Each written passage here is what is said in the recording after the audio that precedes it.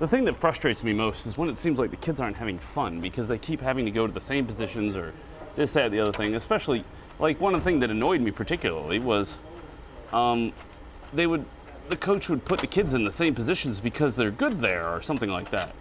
It's like, it doesn't matter. We're here to have fun and learn how to play the game. We're not just trying to win, you know?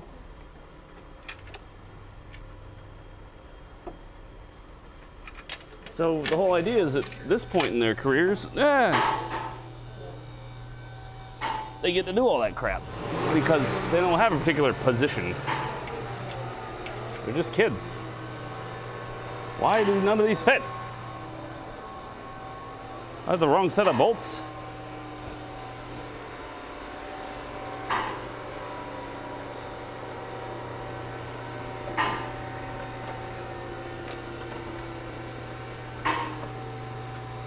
All right, so that one fits there.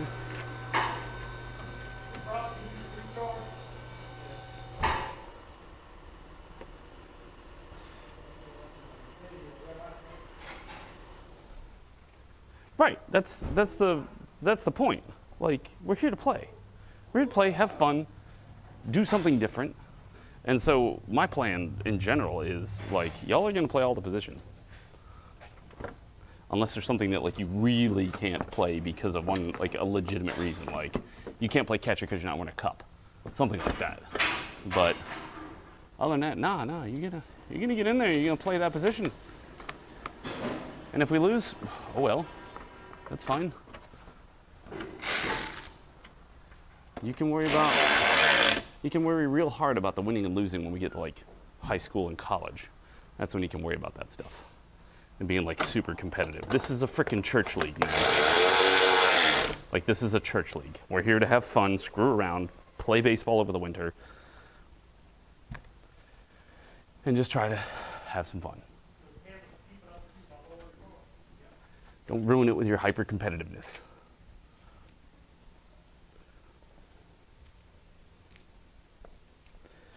Well, that answers that question because I did have the wrong set of screws.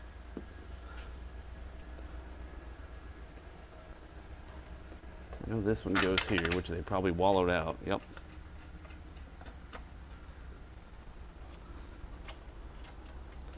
Ice, baby. Because I just want them to learn how to throw and catch. I mean, that's the main thing we're doing at this age. It's the 10 to 13-year-olds is the age group. I want them to be able to ground a ball, catch a fly ball, throw a ball, and catch a ball. That's all we're worried about. We're not worried about their batting average or whatever because, I mean, for starters, who's counting it anyway? Because I'm sure as heck not going to be doing that.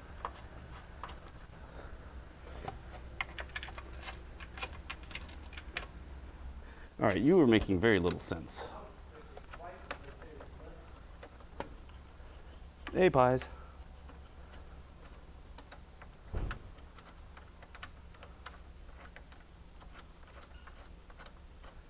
You are the same size, aren't you? Otherwise, I wouldn't be able to thread you in. Yeah, you are.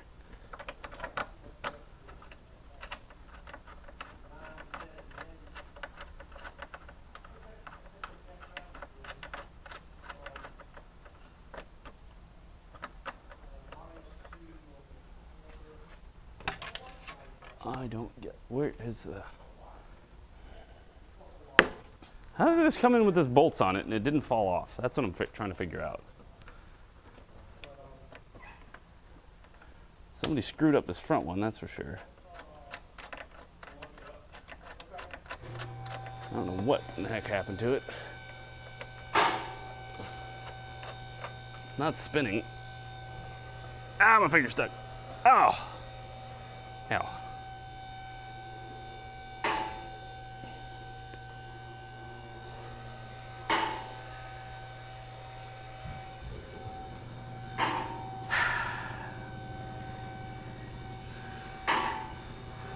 Because this one doesn't work there. That one needs to be whatever size this is. And you know what they're going to complain about once I do this? They're going to complain about a vibrating noise. because this is going to probably push on the bottom side of the engine. Let me go get another bolt this size. What's up?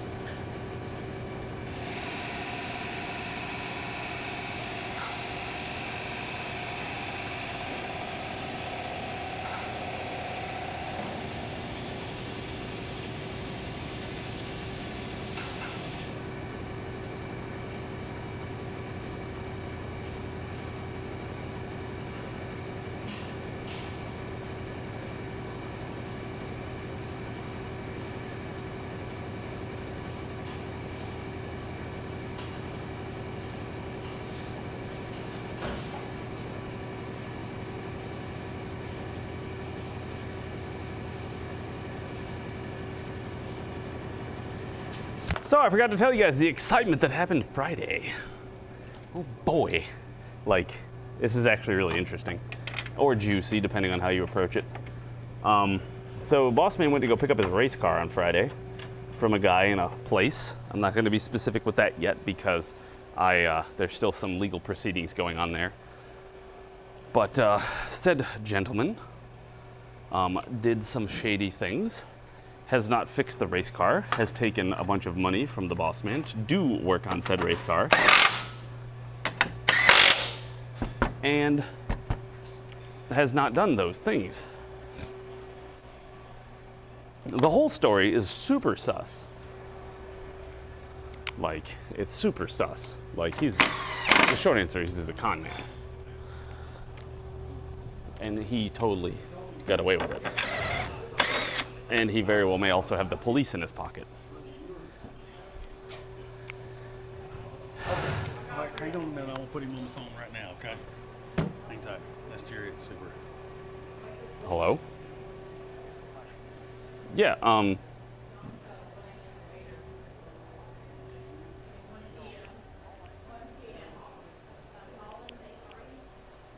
yeah.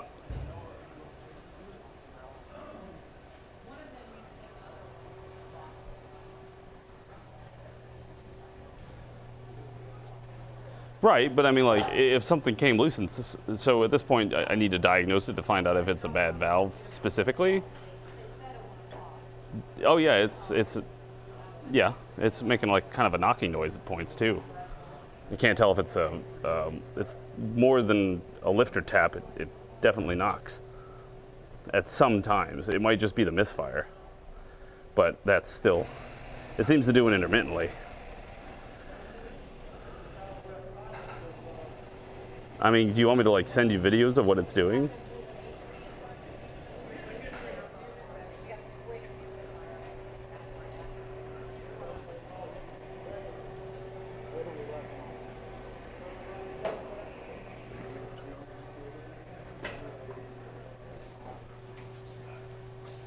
Yeah.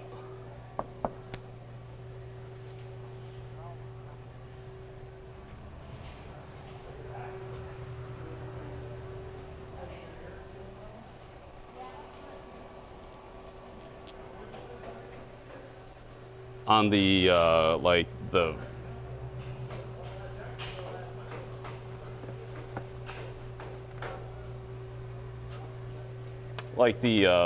valve or the cam bearings, or are you talking about like the lifter adjusters, where you can adjust valve lash?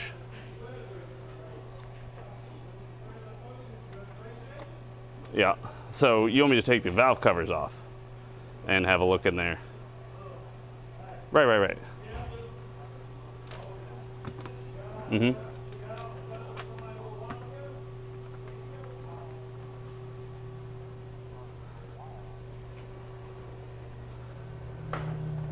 Right. So like, what do we want to do? Like, so you want me to pull it off and check those valves and hopefully it'll fix the problem, or that if I diagnose them as bad, then what do we do?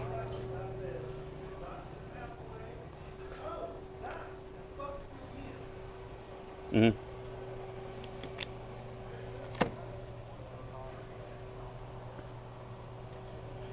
Well, the stumbling, I'm sure, is being caused by the intermittent vacuum it's getting into the engine, which seems to be a valve hanging or something to that effect.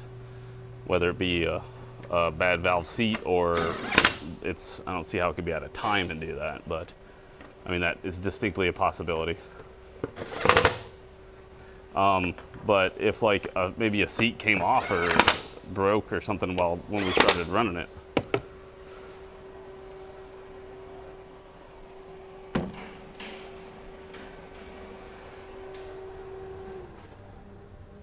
Right.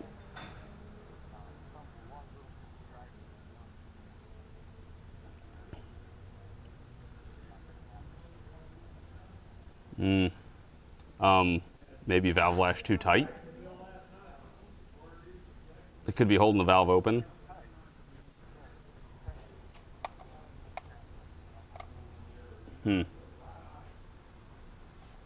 So I guess I'll take the valve covers off and check valve lash and check for anything loose under there. Yeah, I would say it's, well, I can try my best to do that, but it's gonna be like it's coming from the block or the cylinder head, I guess, is as close as I can get it.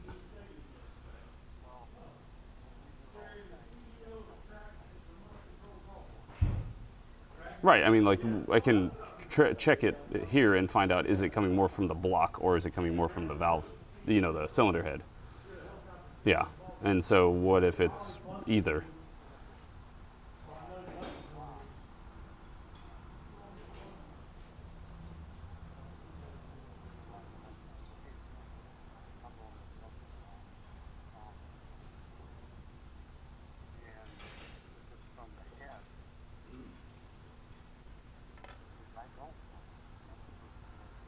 Mm-hmm. Right. Well, either way, I mean, we just no.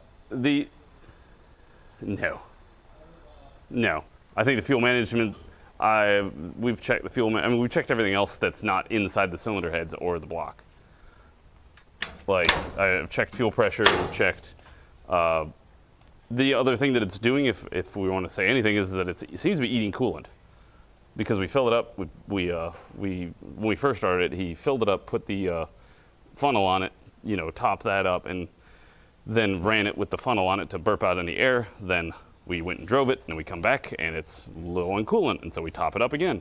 And then we went and drove it and tried to get it to drive, and we'd let it sit there and warm up, and then it would be low on coolant, and we would get the smoke out of the tailpipe. That it's hard to tell whether it's fuel or coolant because it's just white, and it's like white gray or something. So I mean, I got a video of us pulling it out, and you can see how it'll kind of put a little bit of smoke out the tailpipe for when you're pulling it up to the exit of our shop, and then when you try to accelerate out, it lets out a big puff of smoke, and then it just falls on its face. And then it'll kind of stumble. Oh, there we go, and then it'll pick back up.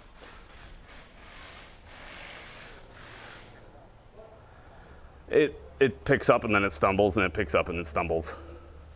It's really intermittent. And it's got very few rhymes and reasons. The other thing that's odd is that if you accelerate in the parking lot flat, it seems to do okay. But as soon as you get to our hill to leave our shop, it barely can make it up the hill.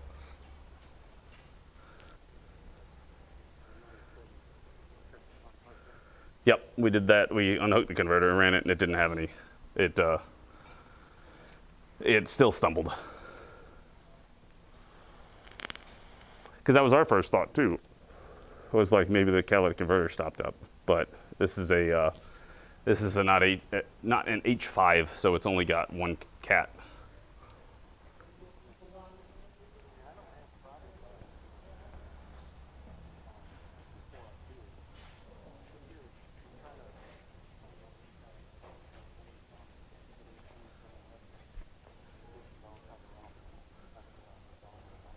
Okay.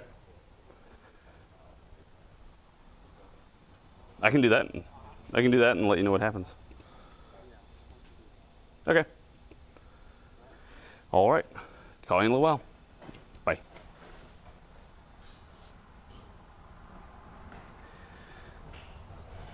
Sounds like he might be admitting to a mistake soon.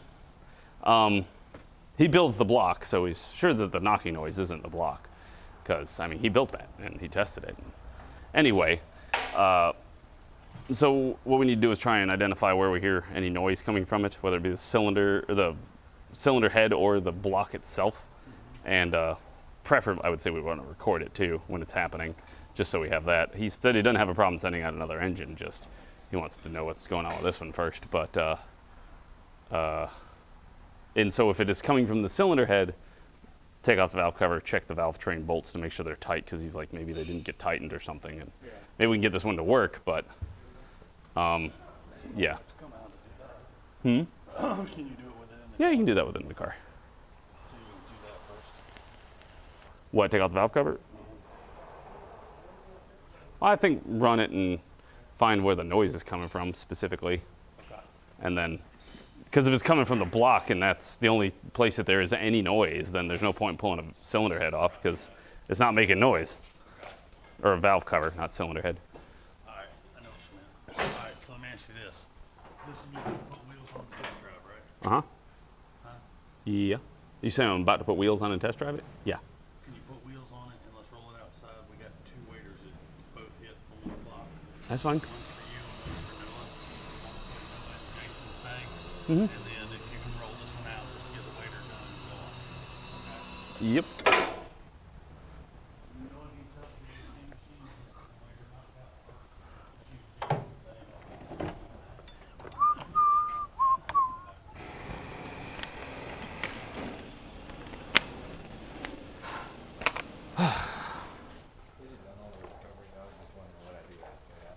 Oh, make note of how much you got. So it got 0.31 out, so yeah, it was low on refrigerant. Then we can do a vacuum and it'll sit here and wait. So we'll do vacuum. It'll say like vacuum time 10 minutes, and you say, yeah, leak test, sure, because you're going to be doing an oil change, so might as well let it run. And it'll be 10 minutes of it vacuuming down and checking for leaks.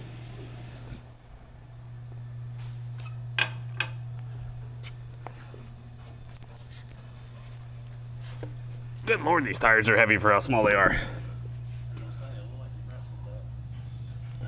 Well, they're probably a 30-pound tire, 45-pound tire. Just, it's a Michelin. I have a feeling it's a run flat. That's what it feels like. Feels like a run flat.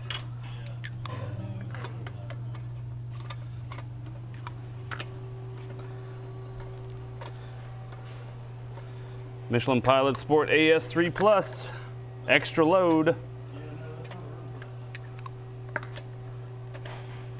Fine then, I'm just weak. God, why you gotta be yelling at me?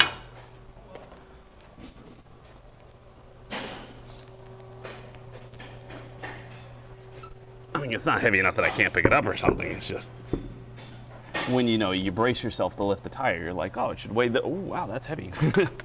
That kind of moment.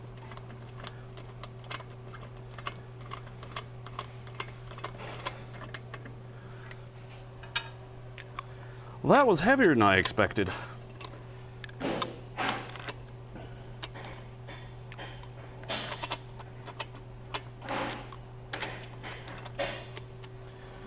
But yeah, we got a waiter, so I gotta get these tires on and pull it out real quick.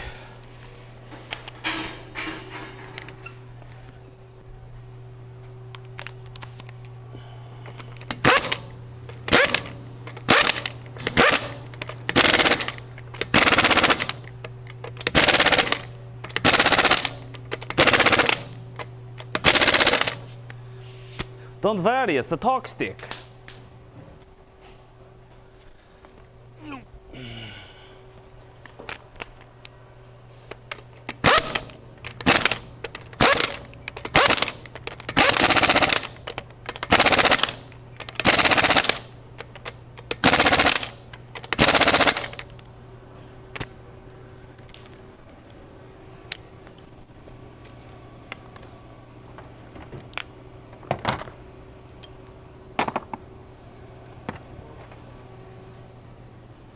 Oh, sorry. I was thinking about baseball. I'm sorry. That's total side note. What is this here? This here.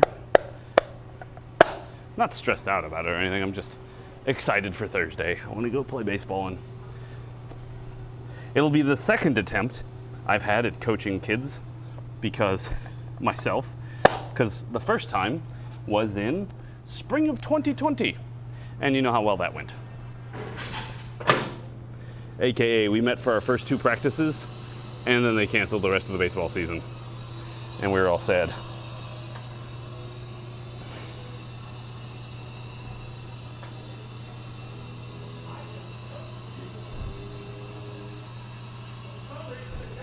Greco! But I mean, I've coached kids plenty of times before. Me and my dad used to coach baseball when I was a teenager. After I stopped playing baseball, we started volunteering for the baseball, or the local rec center, because they would be short on coaches, and they'd call my dad because he coached me when I was a kid. You know what's kind of sad though? I was talking to my dad about this. When we registered for baseball this past season, I know it was during COVID and blah, blah, blah, but we had 4 teams, I think. Yeah, we had 4 teams between our rec park and the one that we, it's the Irmo Chapin Recreation Association. So we had 4 teams across that. And I told my dad that, and he's like, geez. I was like, what? He's like, when you were playing, there was 29 or like 30. I was like, holy crap, that's a lot of teams. He's like, yeah, that's a depressing decline. So, the good part about that is that we were telling my youngest son, we're like, dude, you have like a shoehorn into being like getting a scholarship to college with baseball because the competition is very low.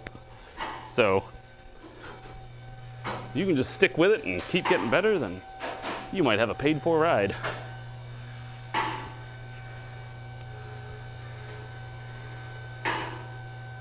Imagine thinking a tire's heavy. I flip tractor tires at the gym. I can flip tractor tires too. Yep, shouldn't be paying them video games. Them video games. This has got a really nice paint job though, I will admit that.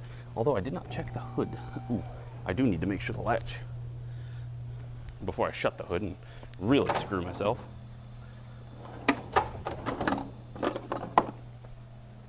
If you ever take the hood off, latch the latch with something like a pick tool or screwdriver or whatever, and then, yep, make sure it works before you shut the hood. I'm sure the body shop guys are very on top of that kind of stuff. And I'm just gonna go ahead and lube it up too, because this whole car is a bit rusty. Give it a little extra loose juice.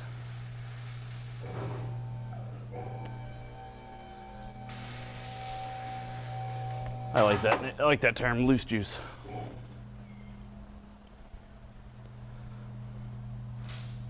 Yep.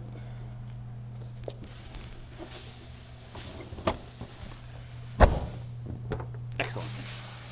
It locks perfectly. Yeah, just do it on Discord. DM me anytime on Discord. That's probably the easiest way to get a hold of me, including all of my family and everybody else.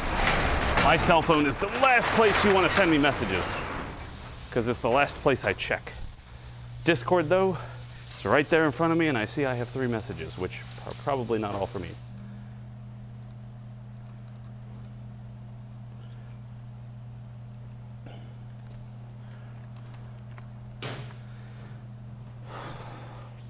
Oh, absolutely. That is a critical component. If you were doing timing or timing belt, you absolutely rotate the engine over.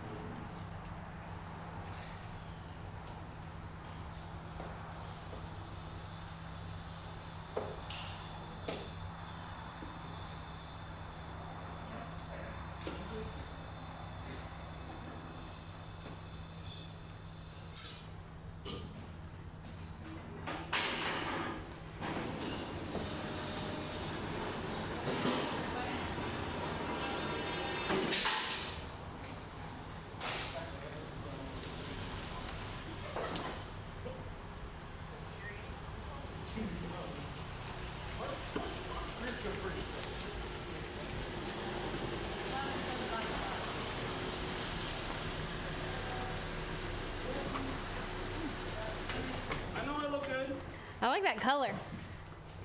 You don't have to tell me I look good. I know it, don't worry.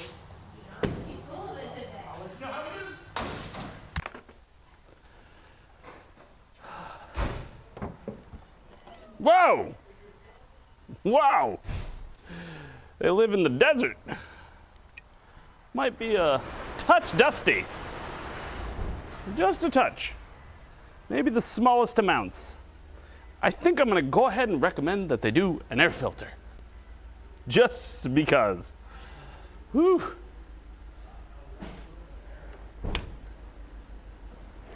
She's a little dusty there, buddy. Is this owned by Peter Griffin? Just gonna hit the old dusty trail. Maybe by Mr. Pewterschmidt?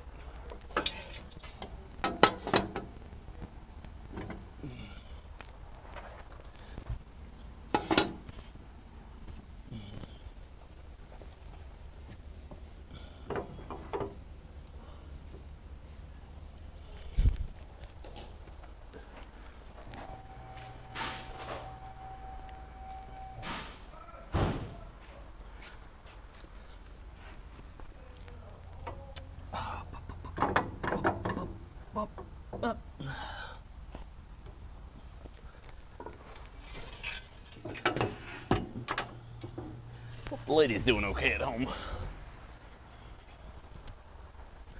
I really wanted to just take today off and stay at home with the lady, post her mouth getting a tooth pulled. Which is kind of funny because what happened was when she got in there, they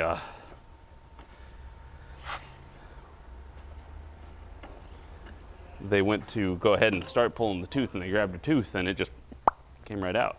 Well, the part that was broke, like the most of it, and that's the problem. Why we needed to do it somewhere was because she needed to get it cut out.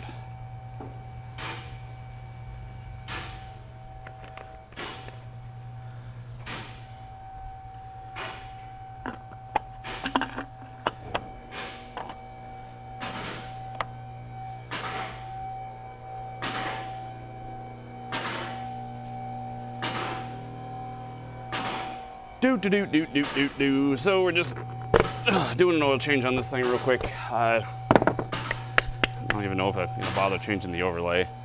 We should probably just make a generic one for oil changes. But hello and welcome if you're new.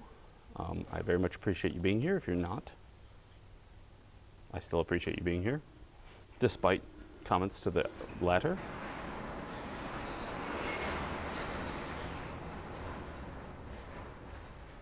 A3. Ah, there it is. Just couldn't find the bloody thing. What is that noise? Ah, nuts. Oh well.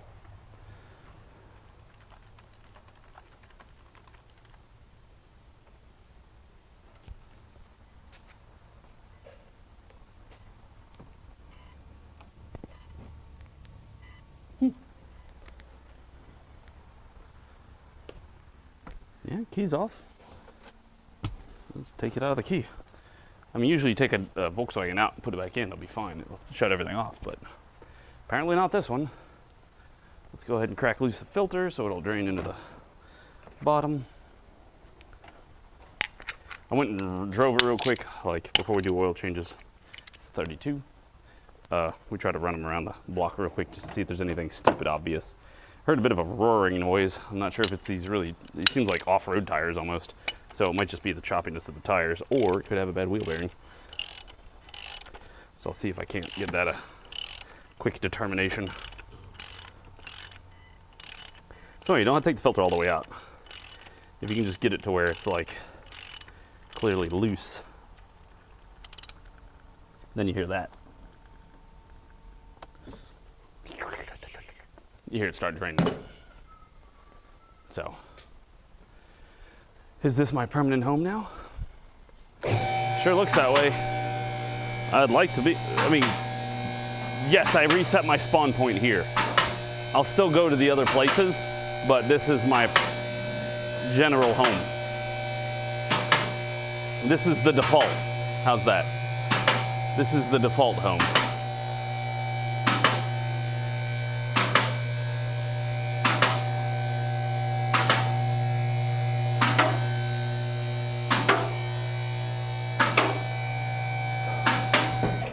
Mainly because, yeah, it's just that easy.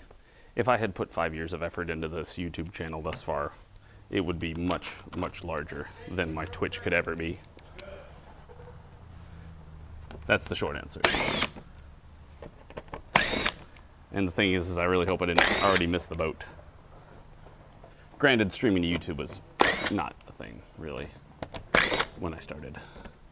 Streaming to Twitch, that's why I streamed to Twitch.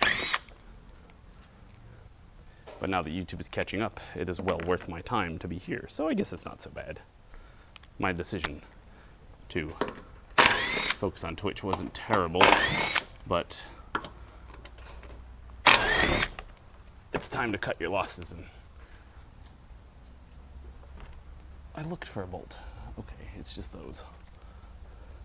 So yeah, we'll be here, chilling out, having fun, being a whole lot less dramatic.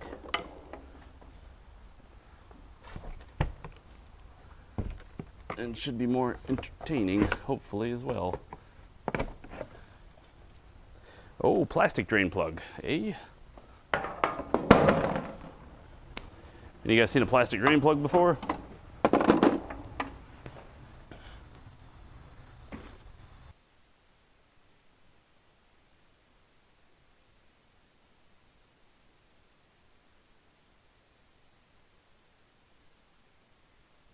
Only the cool kids. Here's my bucket. Got a few filters that we can toss out now because they've been draining all weekend and they're empty. Oh god, this bucket's pretty full. We're gonna need to empty this thing out too.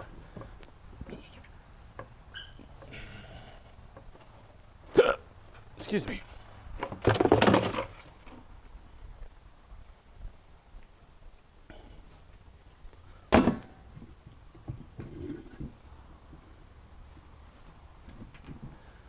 Only the coolest of kids hang out here.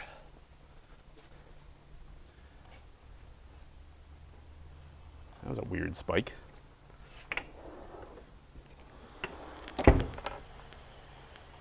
And thank you guys for the likes. I appreciate it. If you haven't, that would be amazing. I think I said that though. Boop. I really, hot take, I like the plastic drain plugs. Not gonna lie, they're easy.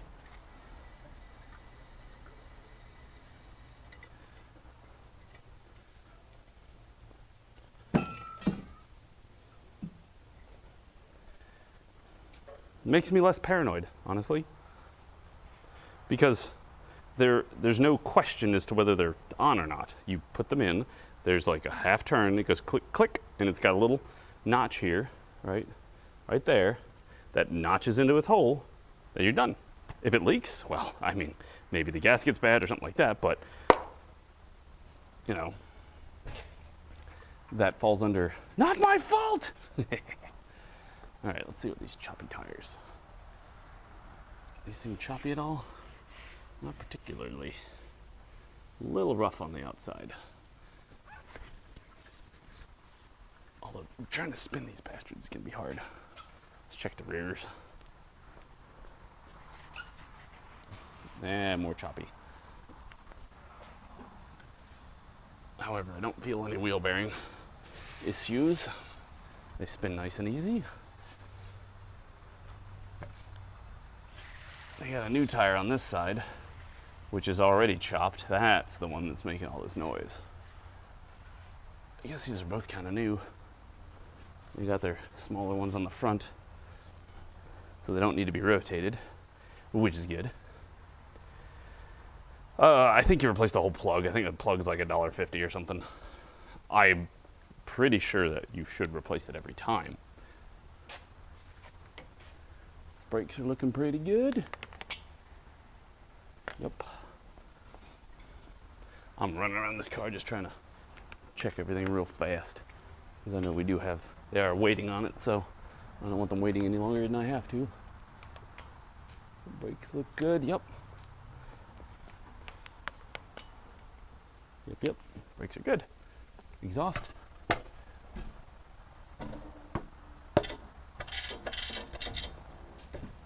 Oh, look at that. There's a rock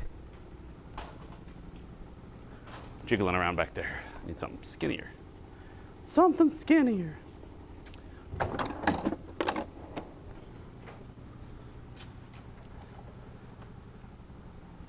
So, yeah, check the exhaust for rattling noises. And there's a rock right here. There. Now there's not a rock there. Just kind of give it little smacks here and there, just gentle taps, so to speak. That's why I use my hand instead of like a hammer. You don't want to be beating on it. You just want to shake it. Make sure that it's not making any noise. Nothing leaking under here though. It's real dry. Boots are all good. Rack boots, axle boots, tie rods, ball joints. AC compressor's dripping on me. So everything looks okay. It drove okay. Like I said, other than that bit of a roaring noise, but I'm gonna call most of that on that back tire that's real chopped up. Like the pattern on it's real bad, so it might need to go to maybe alignment and get that checked, just to see. Otherwise, everything else looks pretty good. I don't see anything that really needs to be. Belt looks pretty new. It's not leaking anywhere. Well, she's in pretty good shape for 2016.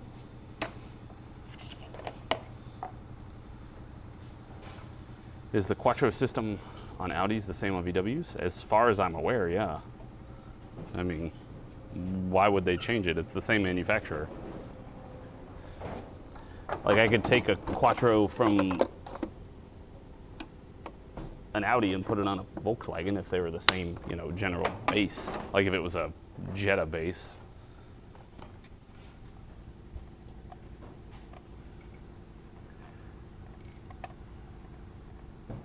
By the end of the week, are you crazy? Are you crazy? Oh, it's fine.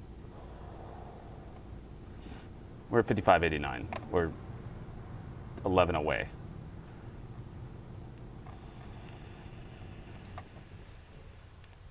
I was thinking it was the next.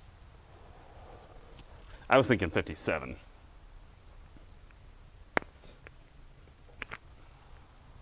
No, I think we'll hit that. I think we'll hit it by Wednesday. If I do it right, I guess. I gotta come up with another video tonight though.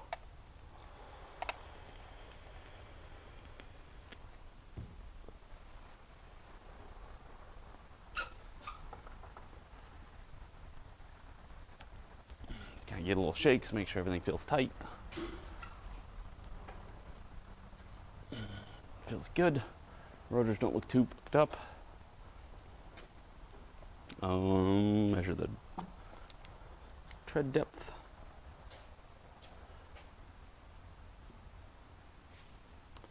Four, 3, 5, and I bet 5. 5. Yep. 4, 4, 3, 5, 5. I'm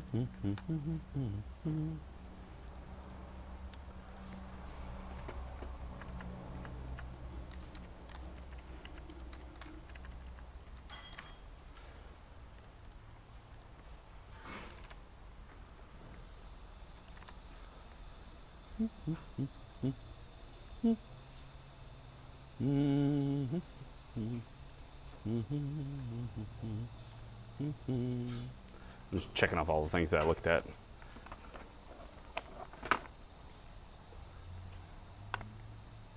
Oh, right, the clutch thing. I forgot that was still on my cart here. What a jerk.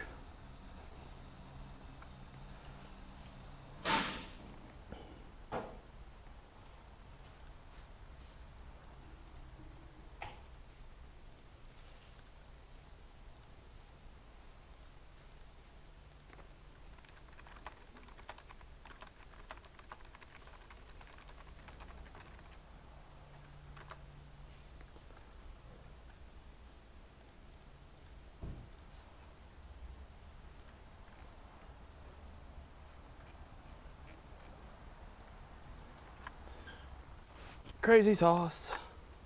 All right, filters.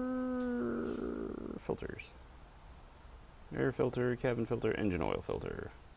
95154, I think, is the one that we use for these. Let me go find that out real quick and get a filter. Hold on one second.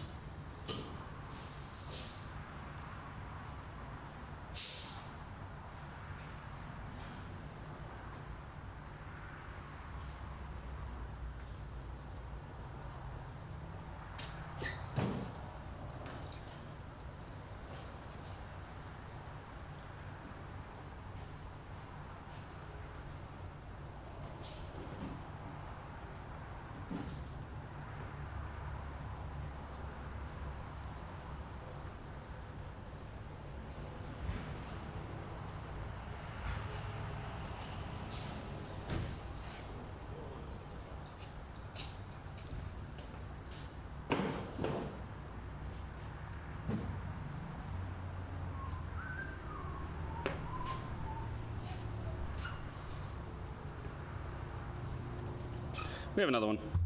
We have a new one. So once it's passed the leak down test, what do I do? Oh, you just hit OK or exit. Any key exit. Any key. You know if this is a single or dual stage unit?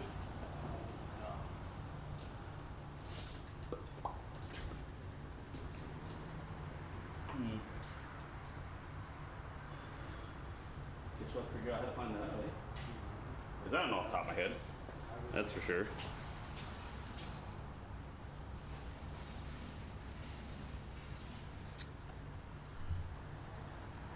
Crazy is the new normal. That is true.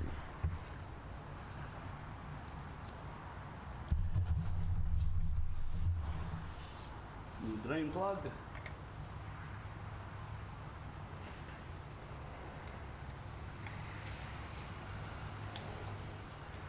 It probably goes like a full turn.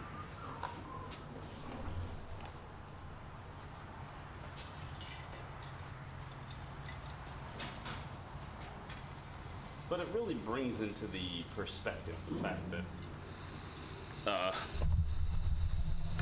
the drain plugs are just that. They're just plugs. Because I swear, some people go on or go so crazy on them that they think it's holding the engine together.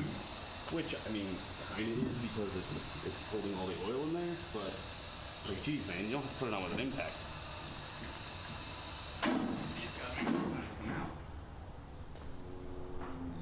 So to let you guys see what these little drain plugs look like in the car.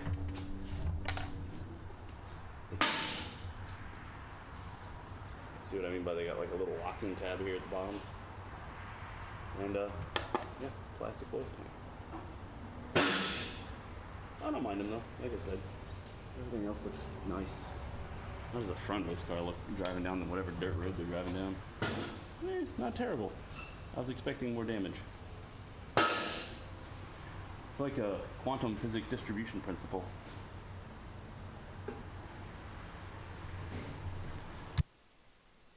Typical. Typical. Me and my stupid microphone that I keep forgetting to change. All right, lower it down. Yeah.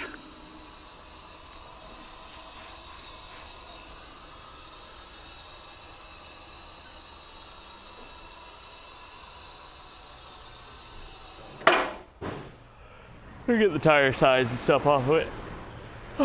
Sorry. It was like an emergency yawn. It's kind of weird. Speaking of which, has my wife said anything to me since we've been here? Nope. Cool. Means she must be sleeping. She must be asleep.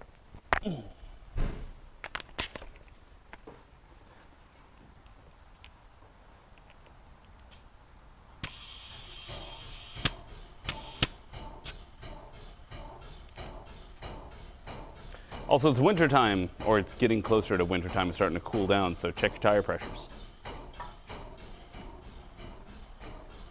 I think I should make a short about that real quick. Oh, 39. Really? Really? And I thought 35 was being aggressive.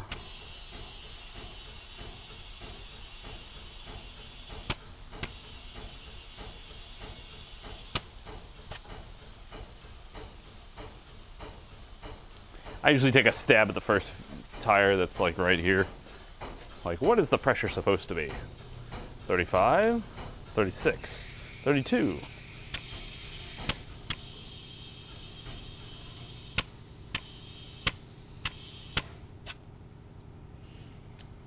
Sometimes I'm right, most of the time I'm right. Sometimes I'm wrong, most of the time I'm wrong. It was an emergency yawn, man. You never heard of an emergency yawn? It's when your body's like, oh, you're tired. And you're like, no, I'm not. And it's like, yes, you are. What? No, you must yawn.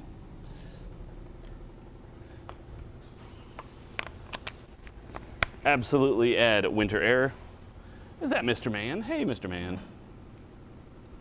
Oh, crap. Somebody changed the title over on the Twitch to come to YouTube. I forgot to do that.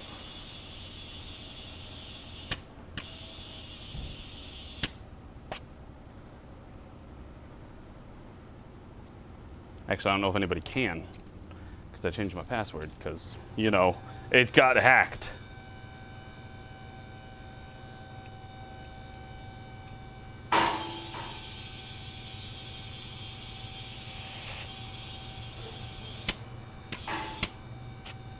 Beautiful. Much gas mileage.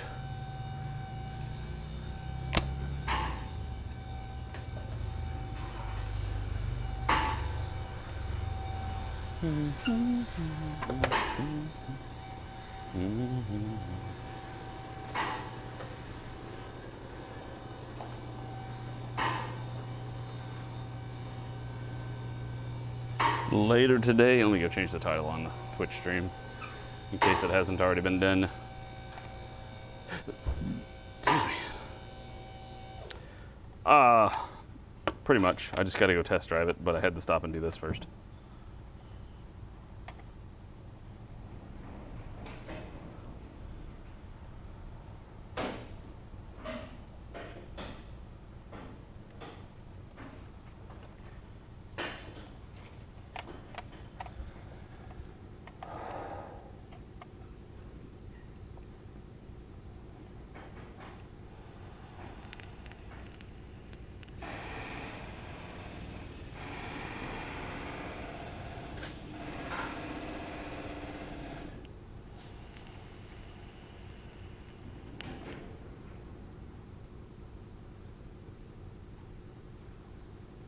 You've seen rear brake rotors the thickness of a quarter before. That is interesting.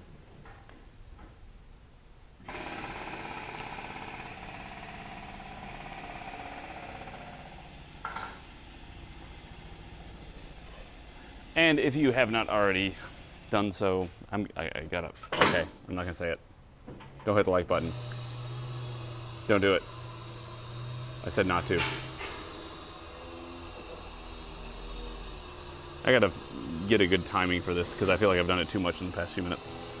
Or hour. I don't know. How long have I been streaming? I'm just here.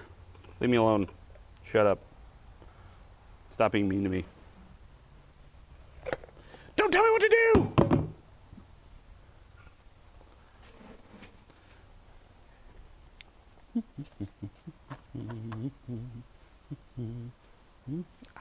Hot, hot, hot, hot, hot.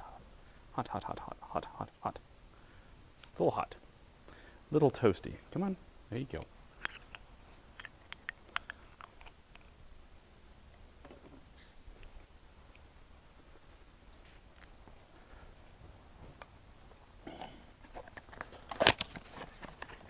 I know, 2 hours and 25 minutes.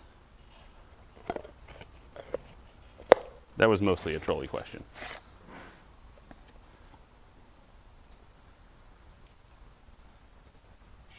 Exactly. Ooh. So when you get these O-rings that you got to put on there, I just take it, put it in the hole, and then just start stretching it around. They're pretty darn stretchy. Of course I did this one all terribly bad. And then just walk it in, and then lube it up with lube. Get some oil off the thing and rub. Then you can just drop it back in there. Also, before I put it in there, for anybody that doesn't know, it literally says the torque spec for this.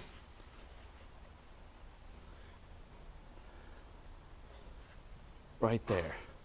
25 plus 5 Newton meters. So it's like 25 to 30.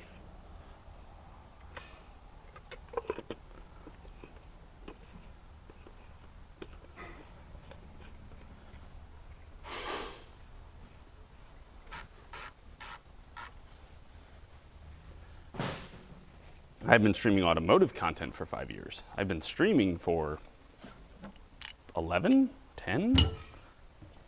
Some obnoxious number that high. Into the double digits at this point.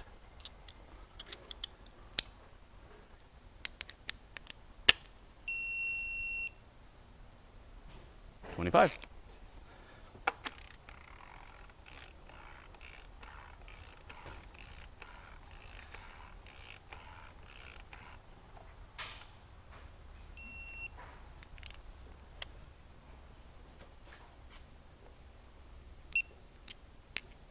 Yes, 25 times 30 newton meters. Exactly. That's what they want. 25 times 30. I don't...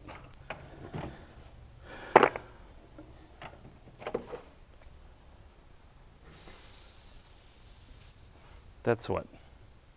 750 newton meters? Like, if you did that, is there anything on the car that could be torqued that hard and not snap in half? Honest question. Honest question. 750 newton meters. Could you torque anything that tight and it not break in half? Or strip it out, or, you know, whatever. It's actually a fascinating thought.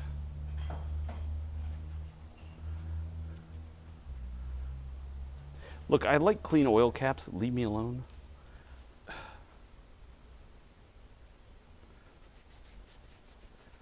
Nope. Well, maybe an axle bolt, but even then, that would be, I think you would break it in half. I don't know if I could even tighten it that tight, like literally, physically. I think I would have to use an air gun. I think there would be no way around it. All right, so we need how much?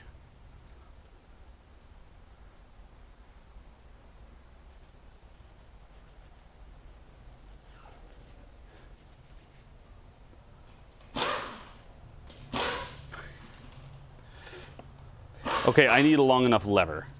Let's put it that way. I'm thinking about if I did it with my half-inch breaker bar. I would probably break the breaker bar before I tightened it that far. Hard. God. I could do it, that's easy. 5.5 quarts is 502 hundredths in spec, which is our 530 synthetic Euro formula from Valvoline. Whoa, whoa, whoa, whoa, whoa, whoa, whoa, whoa, whoa. I said 5.5, right? Yeah.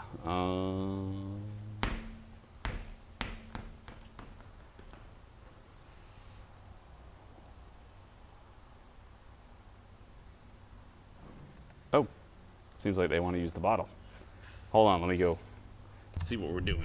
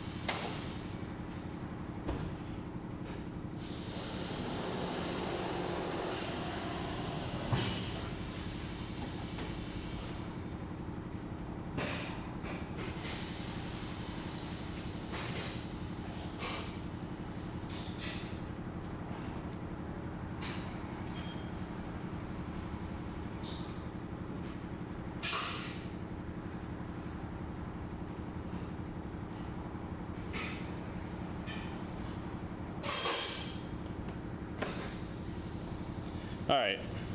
It was just premature clickulation. She might have clicked on the wrong thing, but they didn't request any type of special oil. And so this is what goes. This is what's specified for this car is 502 synthetic. Or 50200, which is the Volkswagen specification that the engine oil needs to meet. And Valvoline 530 MST meets the spec of 502, aka it's the right stuff. I gotta do 2 trips though, because 5.5 is just enough to make me have to make 2 trips to the oil jug, because our jug holds 5. And trying to pour an overfull jug is a real pain in the butt. It's just easier to walk twice.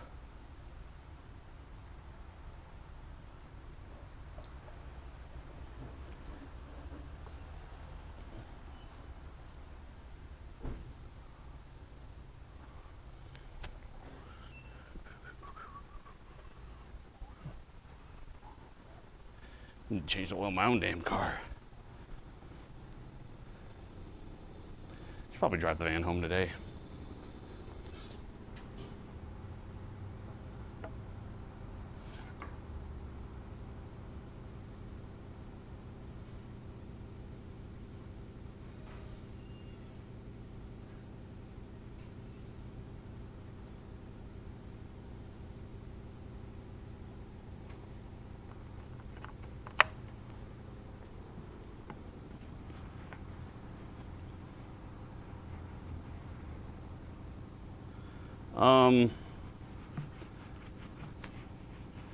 I don't know how they would prove that. If you don't use Shell oil, it'll void your warranty.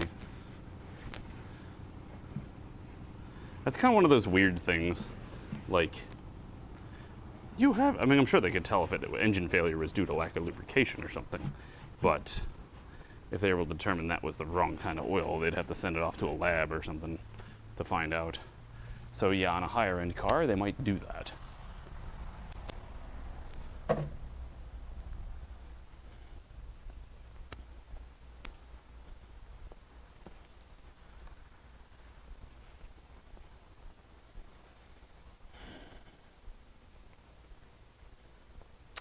I wonder if I annoy any of the YouTubers that make automotive videos.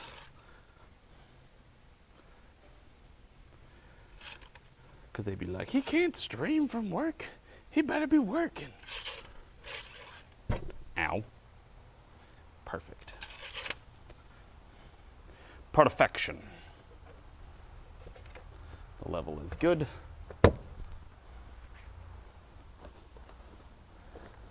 battery is a super start.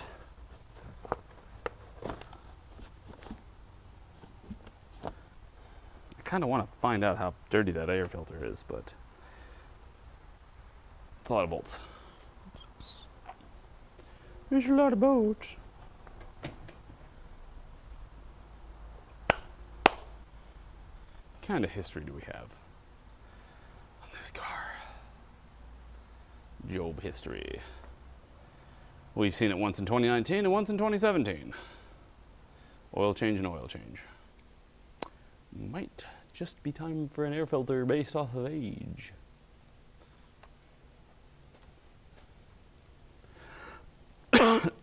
Sorry.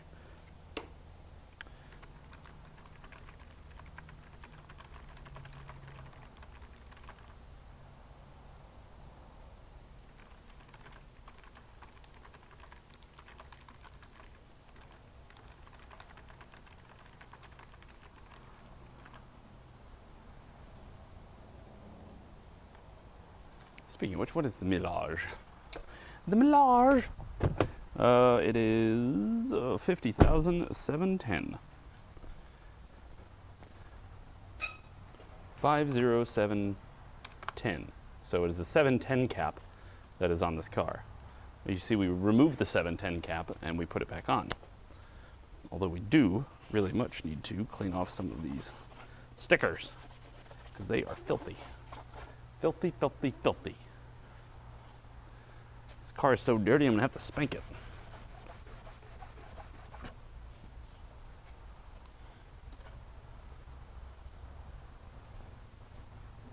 I gotta go wash my hands so I don't get the inside dirty.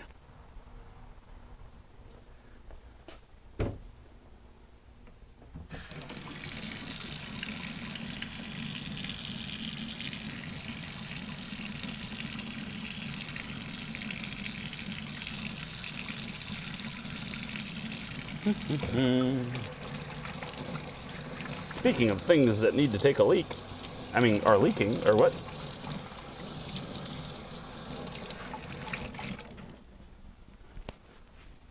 Itchy nose.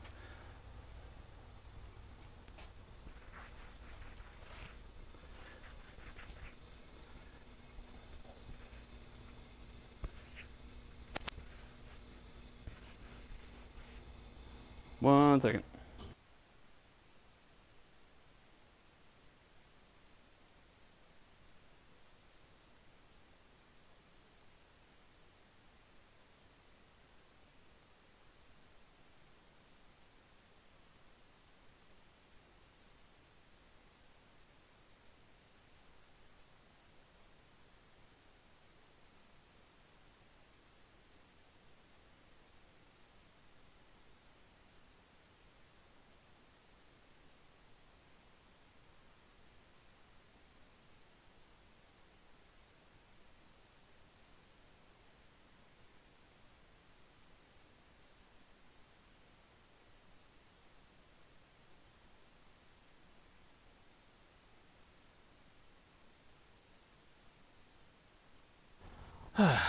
Much better.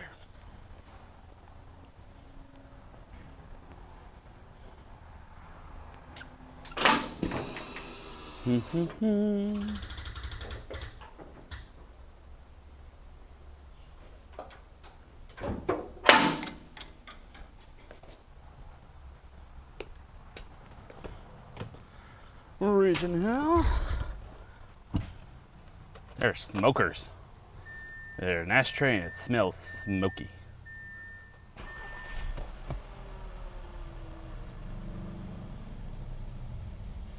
Excellent.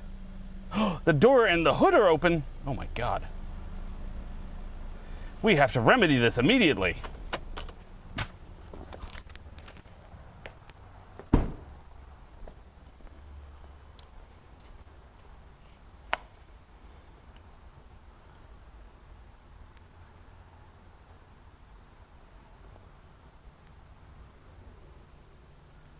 Oh, I was reading that sentence you said here. It's, you know how hard it is to get little plastic parts lately?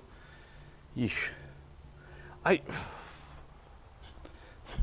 So, do you guys know that there is a pilot strike going on now? Is that what's going on? Is that why we're running into shortages of everything? Beautiful.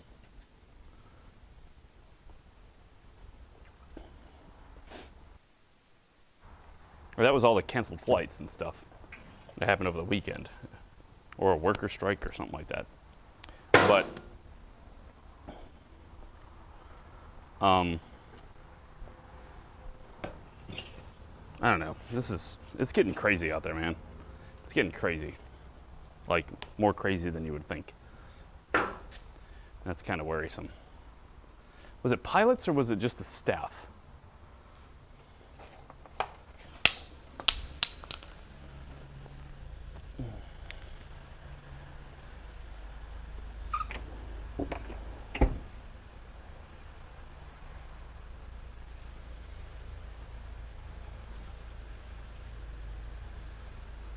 Right, the raw materials are sitting off the coast, not allowed to make port because there's nobody there to unload it?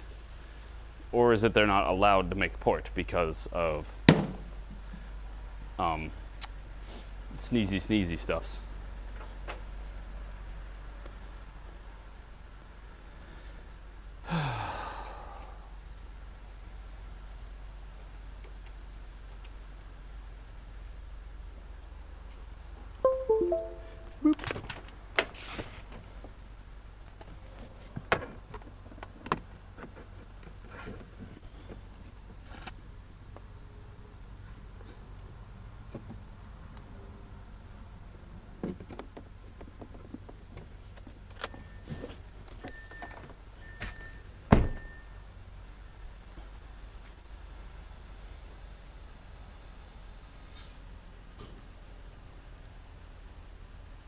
All of the above, pretty much.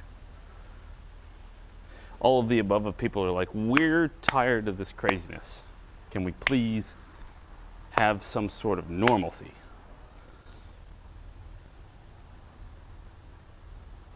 What are these?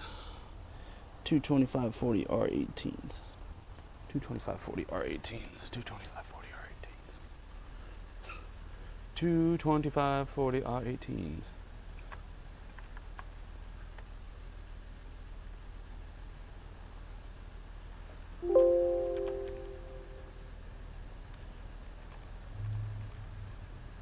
They are Firehawk, Firestone.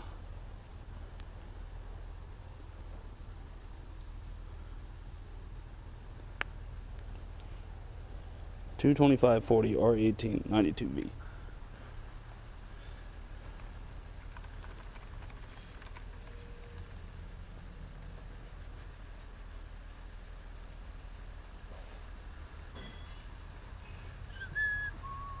All right, service lights reset.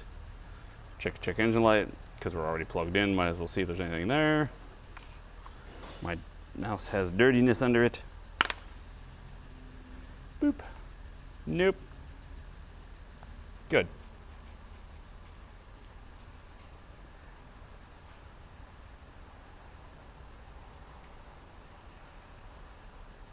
Really? That is crazy sauce. What is the number you typed in there? Brandon? Or, propulsions? Brandon. Let's go, Brandon. So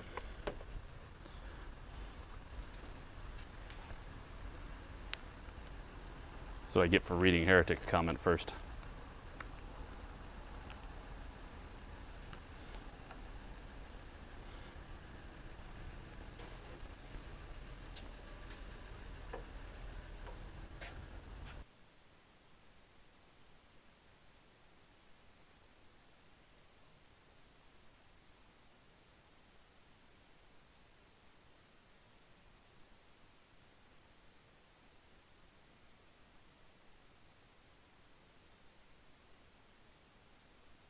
Oh, you're just saying numbers to be irritating. Is that what it is?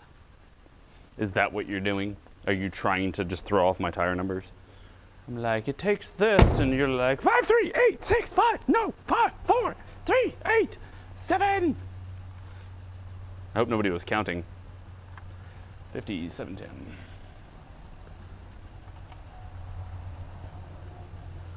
50, 710 plus 7,500, 850, 210.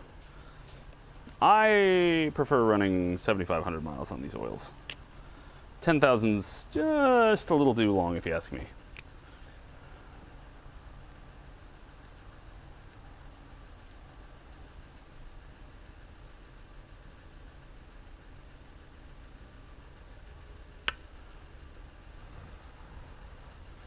So what we've confirmed is that Mr. VCMD Propulsion is a bit of a jerk. Because he's the guy that if I'm sitting here working on this car, he's going to be like, numbers, numbers, numbers. Did you torque that? No, did you torque that? No, did you torque that? Did you torque to 55 or 50, 45 or 48? What's the torque spec? Damn it, I forgot. You're a jerk. You're that guy. Cool, all right, pull it up.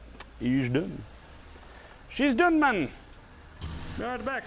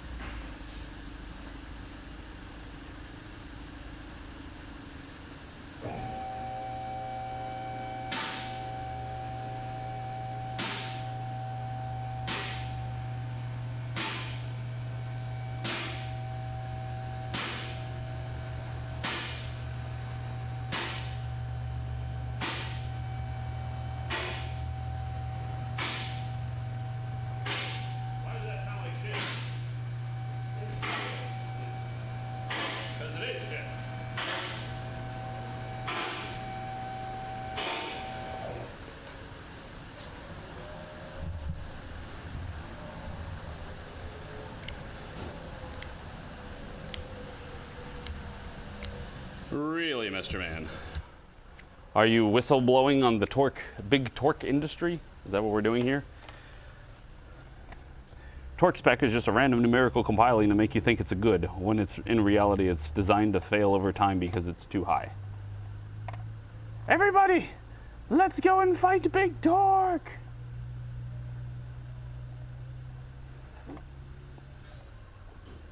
Big Torque, Big Torque.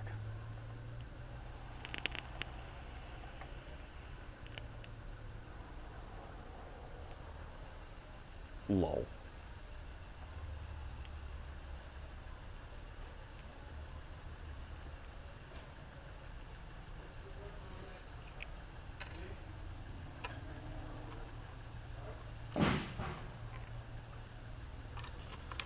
Some people have lost the plot entirely and are not savable.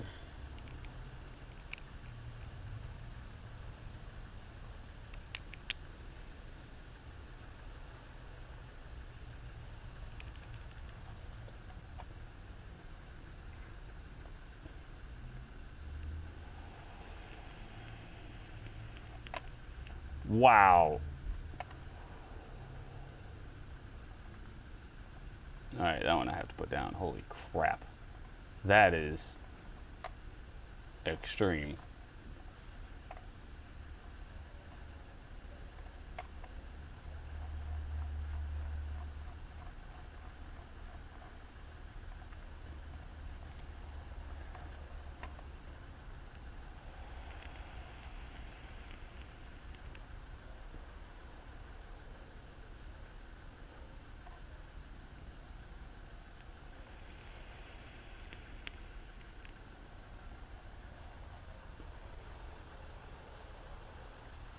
Jesus Christ.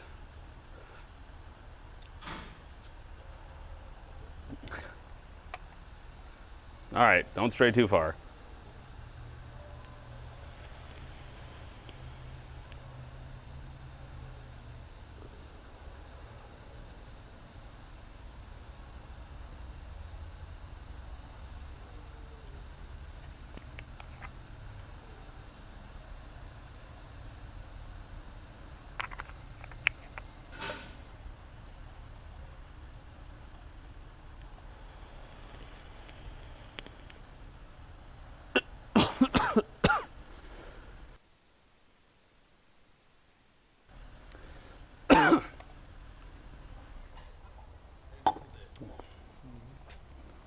Oh.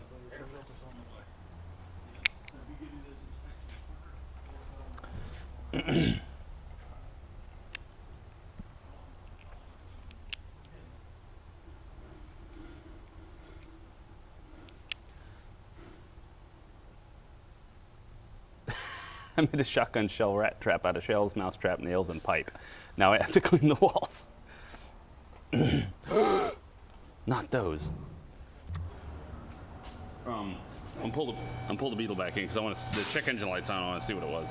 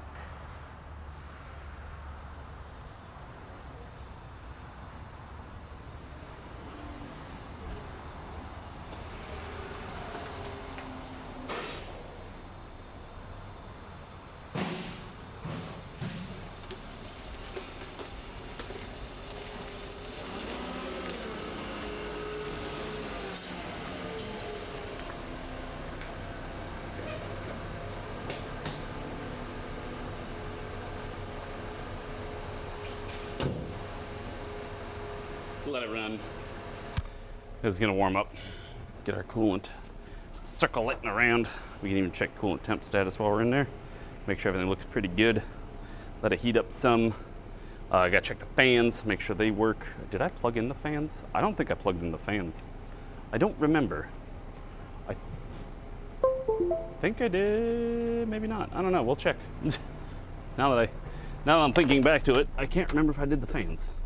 So I guess we'll shut it off before it gets too hot. So that way I can check the fan connector, make sure that it did get plugged in. Although I can't imagine why I wouldn't have plugged them in. But who knows? I was fighting with a lot right there. Oh, I'm never reaching down through the top, that's for sure. That is cramped.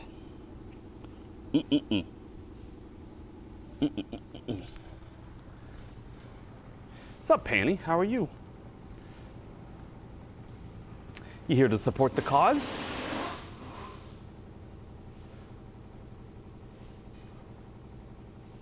Oh, yep.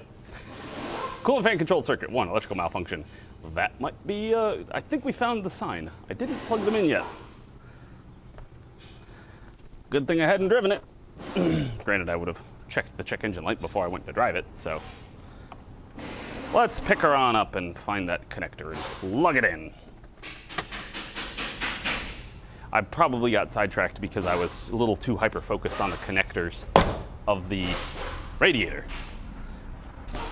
Because those were being a total pain in the butt.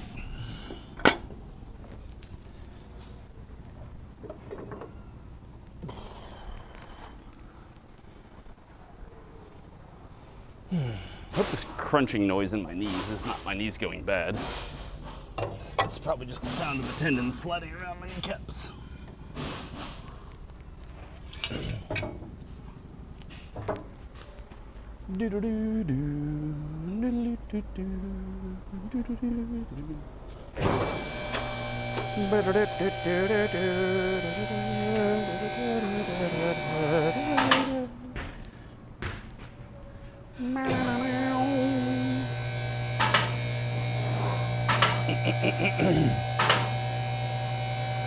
You dummy.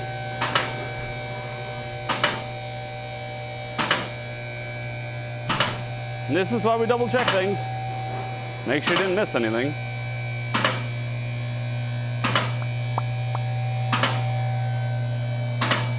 Question is, can I reach it without having to take the under tray back off? Probably not.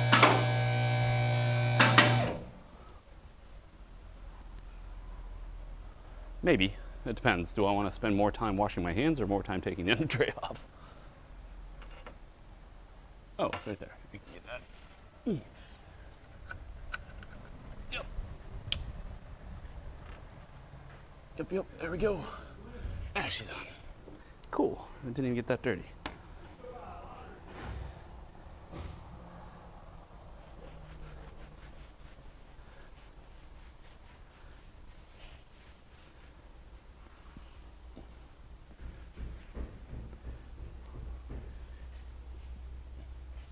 You're an outlaw, no red 40? Nice. No red 40 is good for your body. It was an interesting thing to learn back in the day when I learned that, was that food coloring going into foods is in many countries outlawed because it has unintended consequences like poor behavior and weird reactions. So, consider that. Consider that.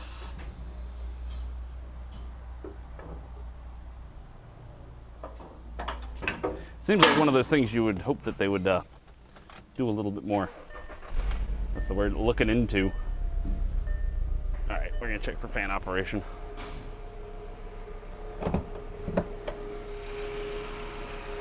So we'll turn on the air conditioning. Air conditioning.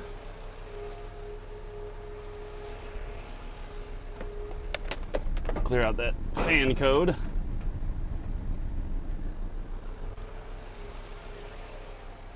What's up, Sleazy?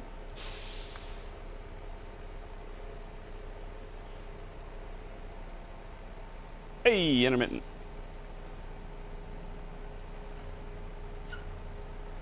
Intermittent. What? Yay. Clear. Yes. Good. Good.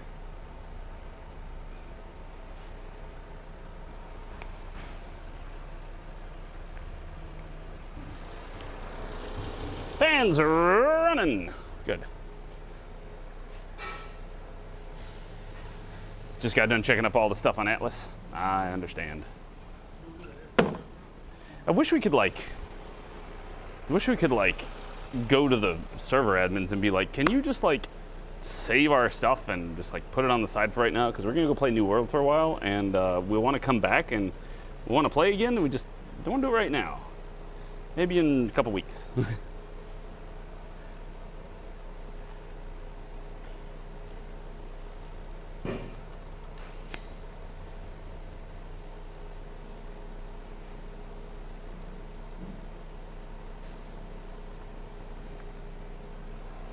Oh, cool. Yeah, yeah. Is my ship docked at the main base?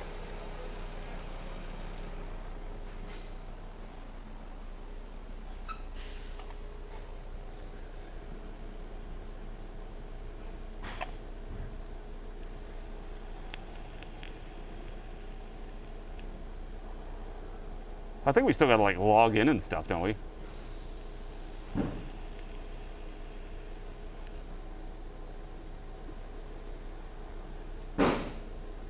Well, hey, if a T-Bird relay works, then go. No, we're not in a PvP zone. If we were, then absolutely, but we're not in a PvP server. Well, okay, we're not in a PvP zone, yes.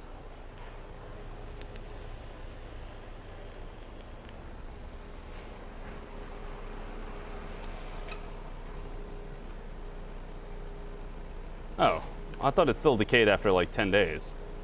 Because that's what we ran into with the other one. What happened to all our money in the other base? Because they had like 8,000 or something in there.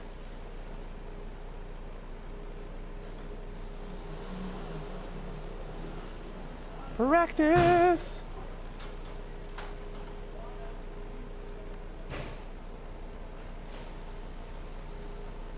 Oh, so one thing that was rather, Atlas, one of the things that was rather, I didn't know that I would have to deal with as a coach, was the fact that my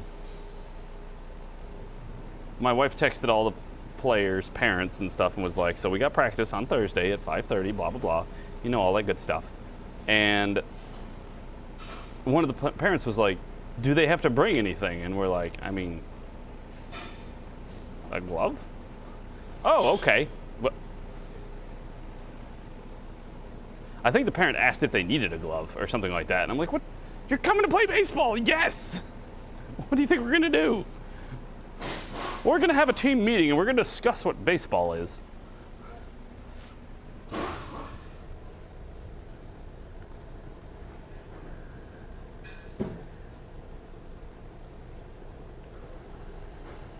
I haven't started a company yet. We're on a DIS, like Discord, but DIS server. Me, my youngest son, Heretic. I'm like level 15 right now.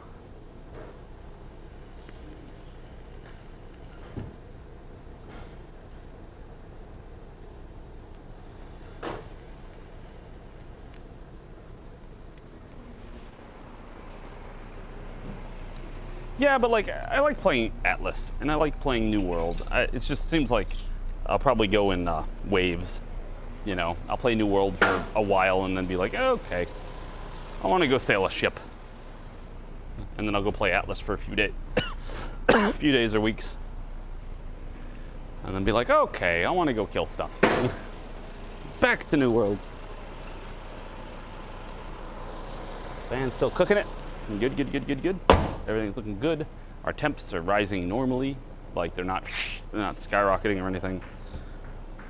They seem to generally be holding, you know, an average temp increase. So all we got to do at this point is, I'm just making sure the sound's stable, like nothing's gonna fly off or fall off. Not the headlights or something like that's gonna pop out.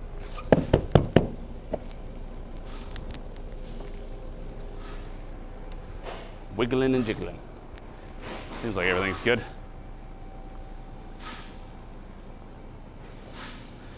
It doesn't overheat them.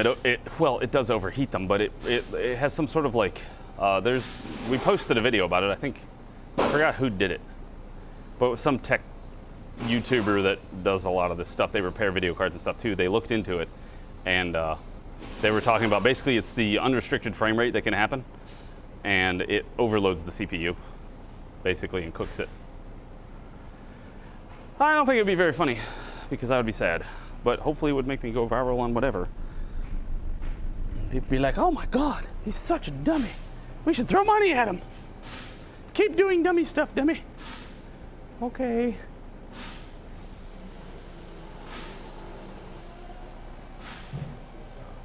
Yo.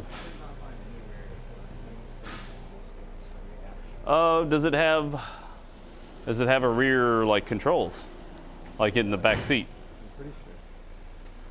Like, it seems like it has its own individual controls, like, hey, I want AC back here, I want heat. It's not got controls, it's got like vents and stuff. And Then I would probably go with single stage. Just fill it up with that.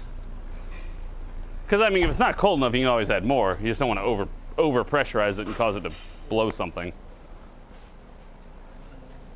how do I go about adding it to it again? What? How do I go about adding it to it? So you go to charge. You hit charge, and they'll ask you how much do you want to add. So you'll type in, Pounds? it's right here, so single unit, 1.38 pounds. So we just type 0, 1, 3, 8, and then you hit start, and inject oil, yes. We always put a little bit of oil in there. Let's put in like about an ounce or so. And then you hit stop to exit this part, and it'll charge in progress. Now it'll take its time to go and fill up, and then it'll tell you instructions on what to do. But usually right after it finishes charging, you start the car before you hit any of the buttons. You make sure that everything works, everything's cooling, etc., etc. And then you go through all the little things of like disconnect high side, turn the AC on max, and then hit start, and it'll charge the rest of the charge through the low side. And then it'll tell you to disconnect the low side, and then you're pretty much done with the car. Then you're just doing for the machine. You'll disconnect the low side, and then you'll hit start again, and it'll suck everything out of the lines to make sure that they're empty. And if you're not, for future reference, because we've had this incident in the past 6 months, if you take off a hose and refrigerant starts spraying everywhere, you can take a second, maybe try and cover it back up, but if it doesn't work, you can just walk away and let it just spray off, because inhaling it is much worse than letting it go. $100 in refrigerant is way cheaper than $1,000 in a hospital bill. Yeah, you ain't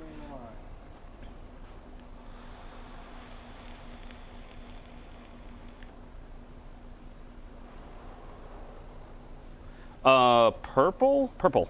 We're going purple.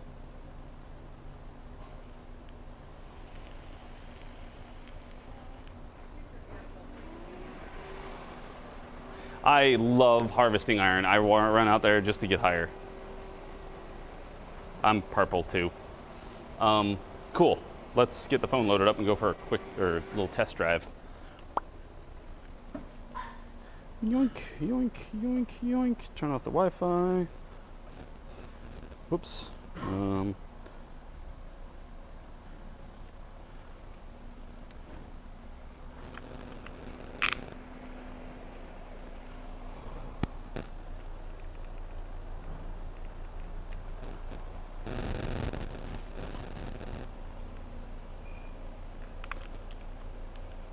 You know what? No. Just do that. I already got you going through a custom RTMP anyway. Oh, fuck. I don't want to connect it with either. Dang it. Because I got to log in with my Twitch either way. Either YouTube or Twitch. Crap, I got to set all that crap up again. I'm just going to go on a test drive real quick then. I got to set up all that crap again for the mobile streaming because of the Twitch hacks. Look at that, they're affecting my business. Somebody should pay me. All right, let me go run this up and down the road. I'll be right back.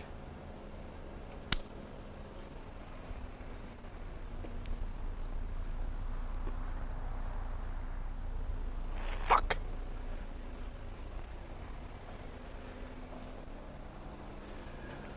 Holy Jesus, hold on.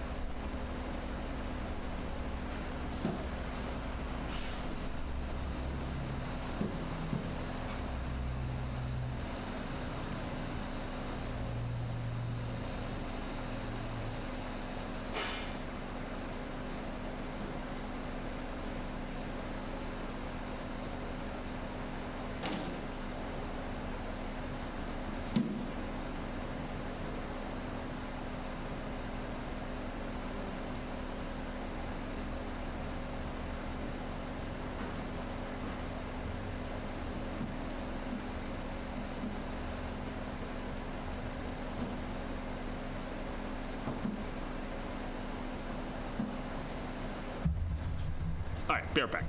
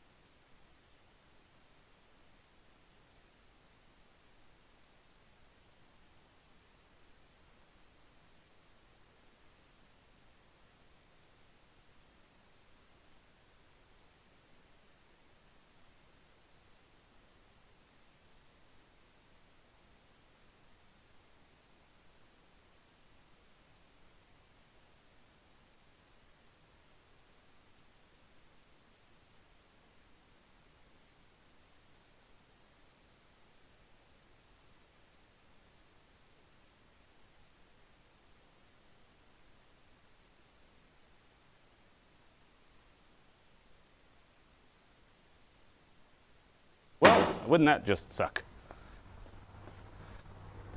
I forgot to put the under tray back on, as you could probably tell, despite the fact that my microphone was muted, which I don't quite understand why, but okay. Yeah, I'll be right back. There.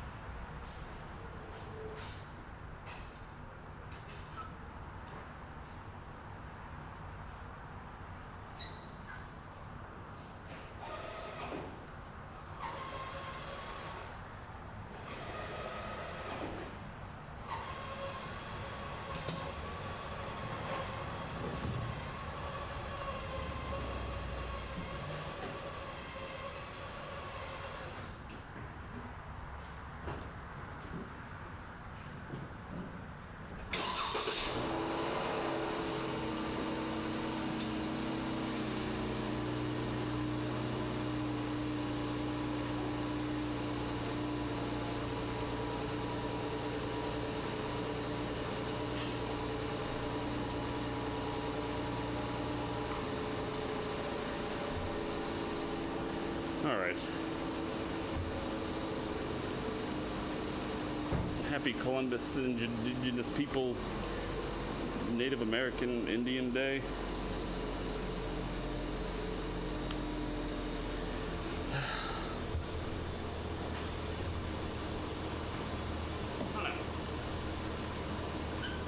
I don't know. There. Look, the microphone's on. Look, I did it.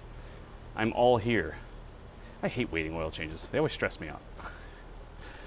All right, let's get our Beetle back in.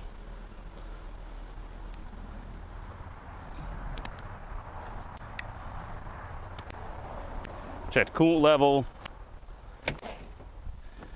I mean, drove fine. Didn't have any issues, other than maybe the tires being a bit rough. Feels kind of like you're driving on blocks. But this car is kind of rough all around. It looks nice on the outside, but I think it's because somebody's been doing some work. The underside is, the rustiness is apparent.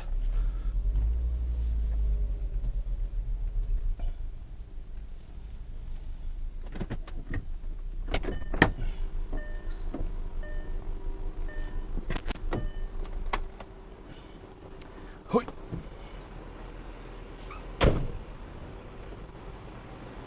Otherwise, she's looking pretty good.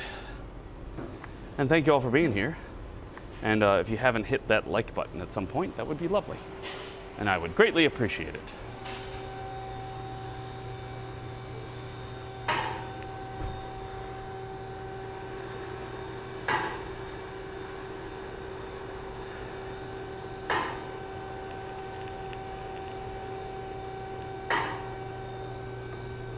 We do. We work on a lot of bugs.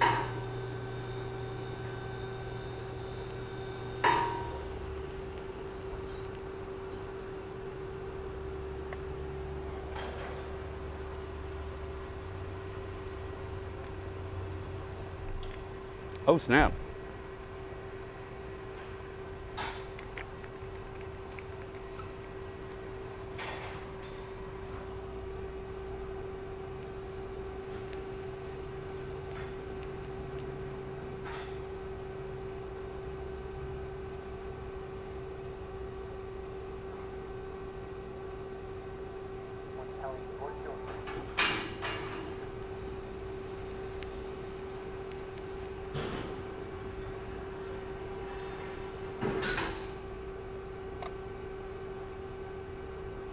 Yeesh.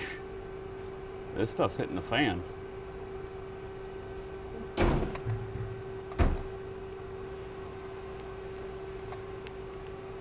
I just put it in the channel.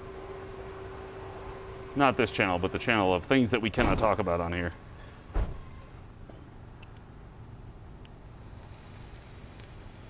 Yep. That like button costs nothing and helps a ton. And also do it for other people. If you're watching YouTube and you like their content, I mean, it helps everything. So, not just my stuff. I know it's one of those, hey, they're trying to program you to do stuff, but I guess it's the most democratic way we can get good content. Assuming you believe this is good. That must just be the smell of the new radiator. It smells like hot plastic, you know?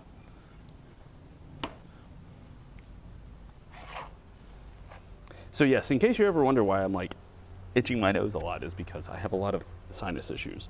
And I haven't taken my allergy meds today, have I? Did I? No. No, I did not. I should probably take one.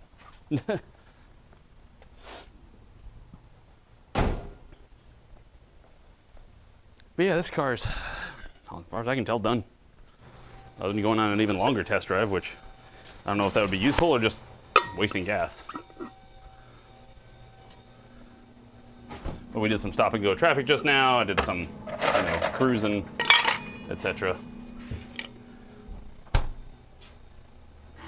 I know it's up the temperature.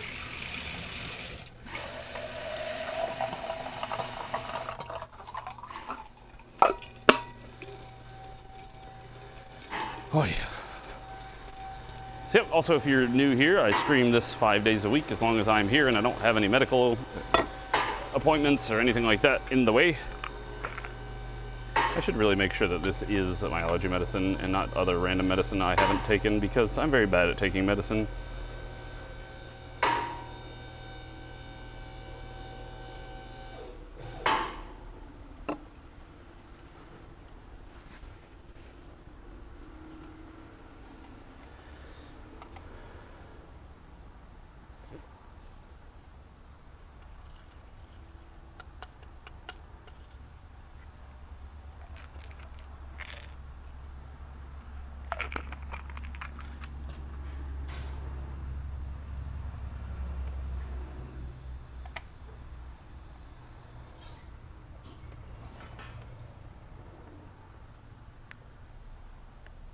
Okay, it's the same stuff.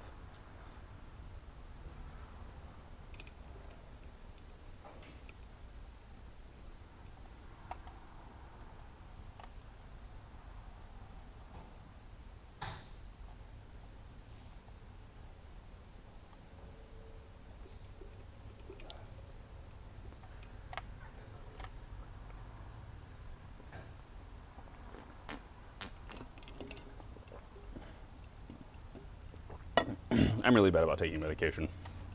I hate doing it.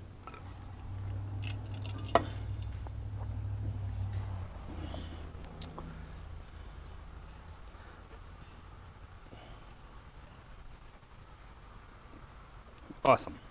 Coolant level's good, which is one thing I was checking. Other than the slight smell of it just smells like somebody's, I'm pretty sure it's the radiator, the tanks on the side are plastic and they're getting warm because, hot coolant, and they're just starting to off gas. And you just get that warm coolant smell, or warm plastic kind of smell to it. All right, well now we're not in a panic about going on a test drive because let me get the phone going and we'll go on a little longer test drive, because why not?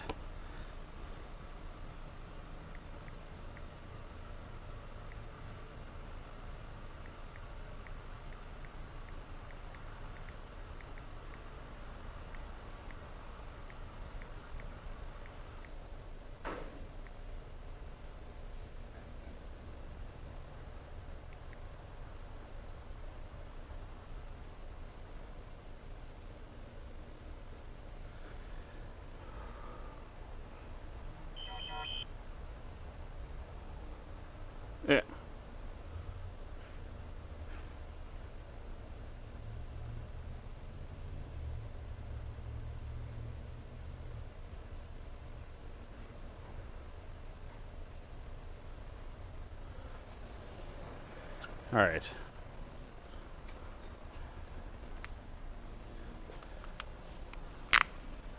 All right, we back on this.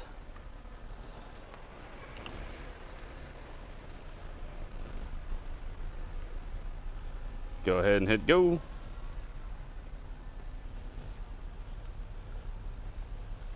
Stand out here so we get a good signal.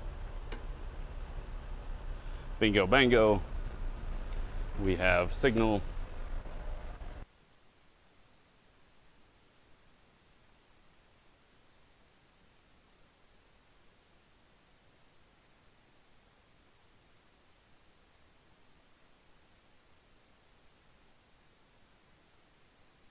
Be good if I hit the button that says go. Come on, load up. There you go. There you go. Oh, I hate doing this in Beetles because the windows are so far away.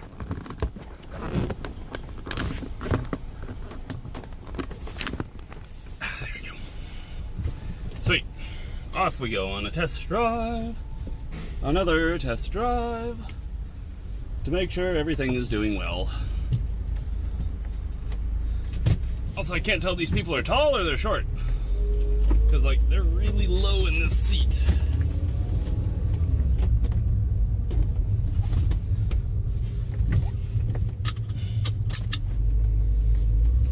Fantastic.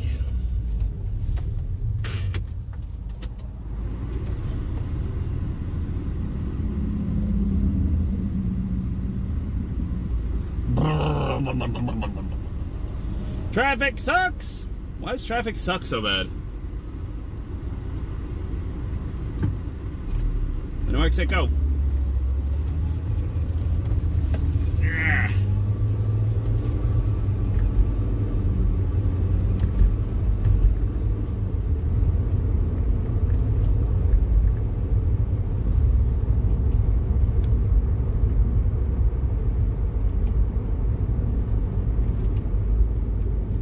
Ooh, big dumpy truck. This thing just feels clunky. But I think it's just the car. Like, it's like these Beetles when they have the 2.5 liters in them that are just a little too heavy. And so it makes the car just feel clunky. Granted, the 2 liters everything just feels kind of clunky, and I think it has to do mostly with how high the top is. And so it all shakes. Don't have this issues on Jettas or Passats it's just the Beetles. Although if you're a very tall person, Beetles are nice. That was I forgot who it was. Somebody I was talking to. They were like 6'7" or something. It was a customer of ours. And I was just kind of inquiring. I was like, why do you drive a Beetle? Either I asked him or he just kind of came out with it. I can't remember. But he was like, yeah, I mean, for a really tall person, you slide the seat all the way back. You got plenty of headroom and you got plenty of feet room, so I like it. Okay. If it works. It's like, gets decent gas mileage. It's like having a smaller car without it being a small car. Okay. But then I had another guy that had a Beetle who was a private eye, and he was like, it's the perfect car for doing that work. Why is that? He's like, because obviously nobody suspects a Beetle, a little Beetle, as being something that somebody's going to use to be a private detective in. Good point. Who drives Beetles? You're right. Teenage girls, not private eyes. True. It would be rather interesting if I could... Anybody know where to find that kind of statistic from? Can you find that from somewhere? Like, what are the demographics of who drives what?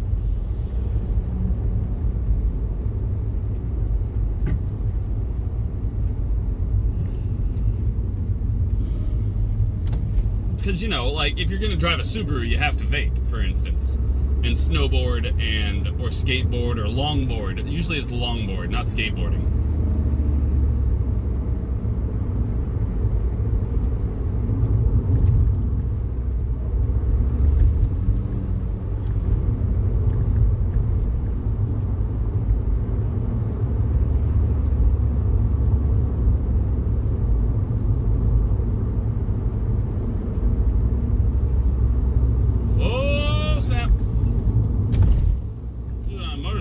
run over.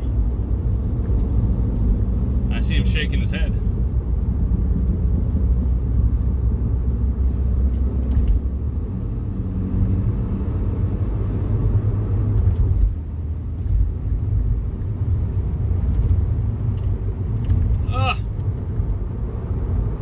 It's the one thing I hate most about test driving cars. It makes me very sleepy. If you're watching the VOD and you happen to drive cars or ride in cars and the first thing it does is put you to sleep, leave a comment. I would very much like to know. Because my history of that is, as I've explained many times on my other streaming platform, that my dad traveled a lot when I was a kid, and we would go up to see relatives that were 14 hours away, at least once, maybe twice a year. And so I got very accustomed to sleeping in the back of the van and or car. Because 14 hours as a child in the 80s in a car sucked. Didn't have a Game Boy or anything like that. I had a crap, what is it? Was it Tiger? Anyway, the little football game with the little LEDs for the football players. I still have it somewhere, and it still works. I just don't know where it is. It was like Tecmo Bowl or something like that. I don't remember. Anyway, that lasted about half an hour before you get bored. You're like, alright, that's great. I just whipped their butt. So other than staring out the window, drawing, reading, or sleeping, those are your options. And when you're like 7, reading isn't really one of those options at that point either. You can read some of the kids' books and stuff, but you're not like reading a long, in-depth novel that's going to take up the entire car ride. You're like, see fox run. Yay! Alright, we're done.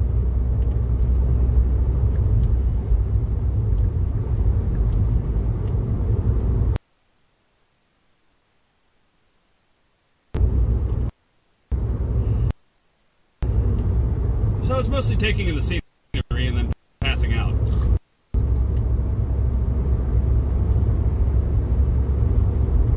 So I think it's translated to me in my old age that I car and I get the smooth vibrations of riding in a...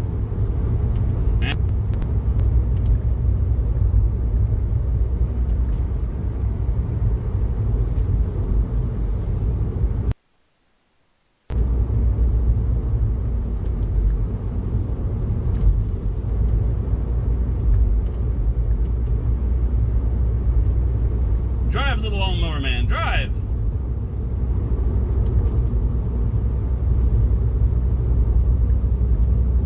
This is the construction that's lasting forever, or lasting 4 miles. I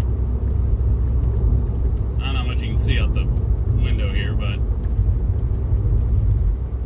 I try to keep our relative shop location kind of on the down low, but as I stated, I didn't want to make it too easy to find us. But yeah, they're doing construction on 26 here from where it gets off back there all the way down to, I have no idea where it stops, honestly. Hadn't been to the end of it yet. Granted, I haven't driven down all the way to try and find out, but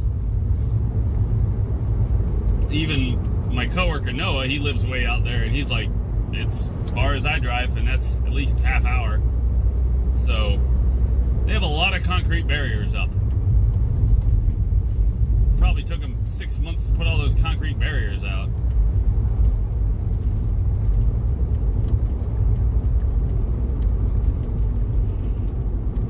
Because I think they're widening the interstate, and they're supposed to make it 3 lanes each way all the way down there.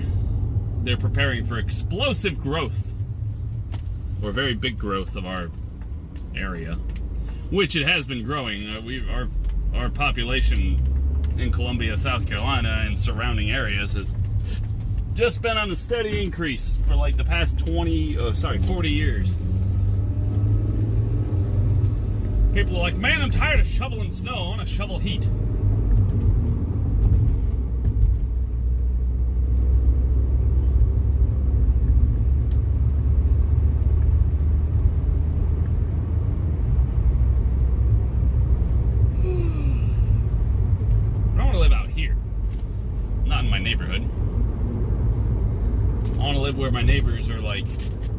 stone's throw away, not a poke away. So in order to see my neighbors, I would have to go see them, not just be outside. I don't even know what I would do with all that room.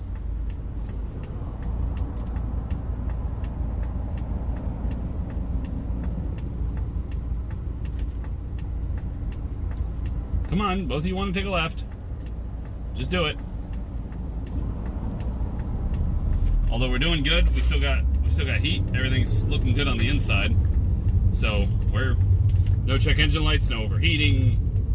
We'll pull it back into the shop real quick and I'll check the coolant level one more time. Mostly so I can put the phone away.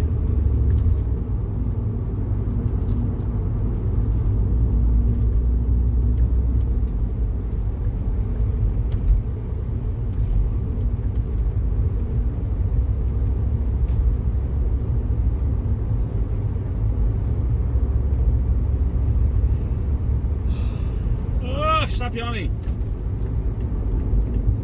Unfortunately, I can't will myself to not yawn. Stupid body and it's stupid wants to do stuff. All on its own. I'm gonna get back and find out that we haven't been streaming this entire time and I've just been talking to myself. So like totally normal, man.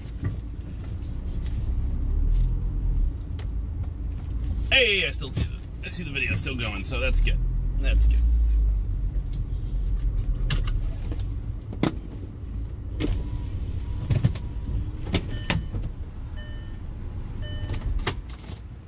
Oh.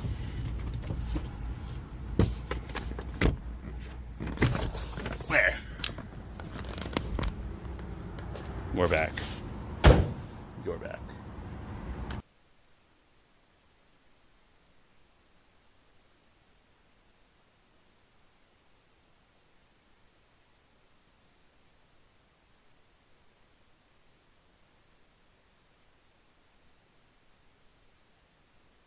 Good talk about stones and throwing. Excellent. Those that live in glass houses shouldn't throw stones.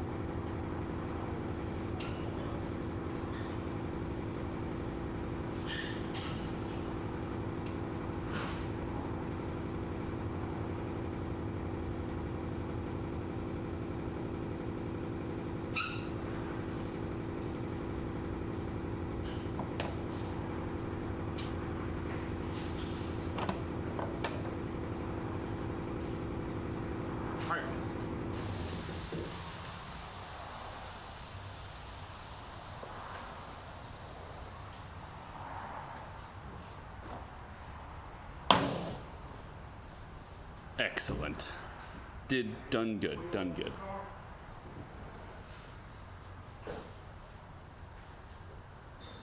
Alright, let me go pull it up front and turn in the key after I write down the millage.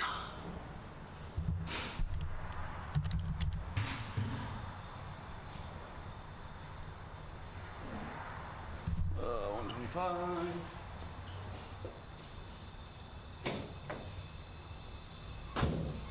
$2.98.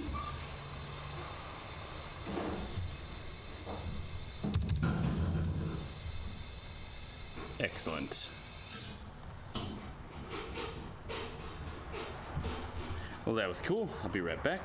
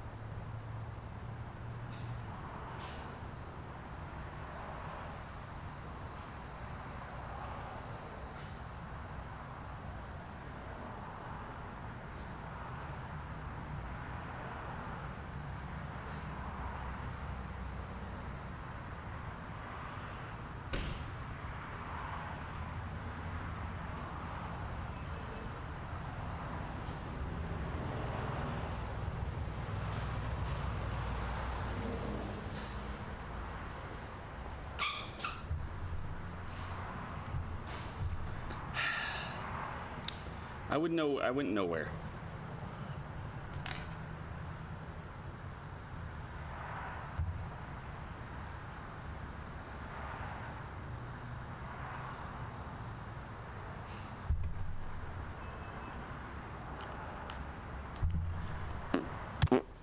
There.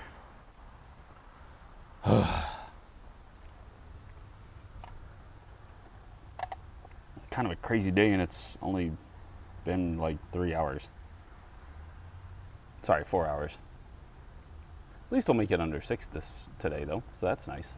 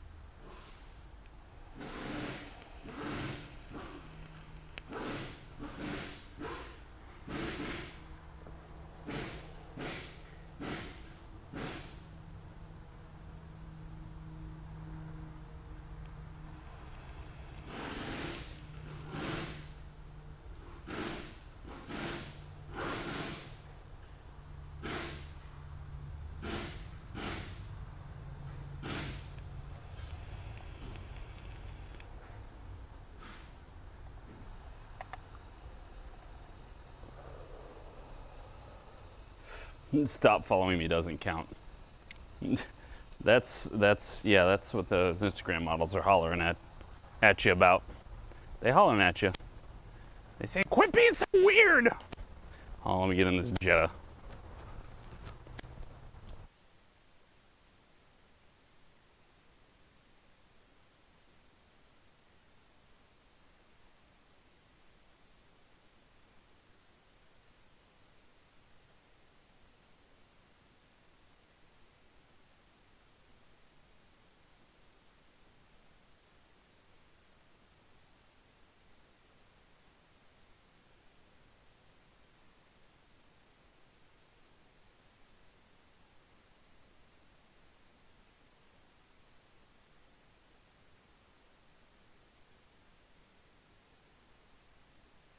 I mean, I gave this dude a laundry list of reasons to not fix this car. Is to not fix this car, but he decided to. So, but there's one more thing they want me to do to it, which is tie up this front piece of bumper that's ripped off. And so I'll just zip tie stitch it. Hopefully make it stay up.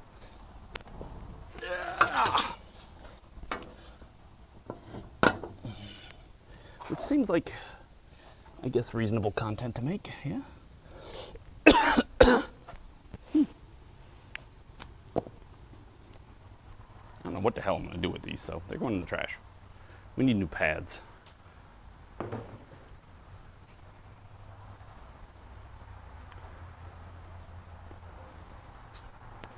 Dave, quit being a weird creeper.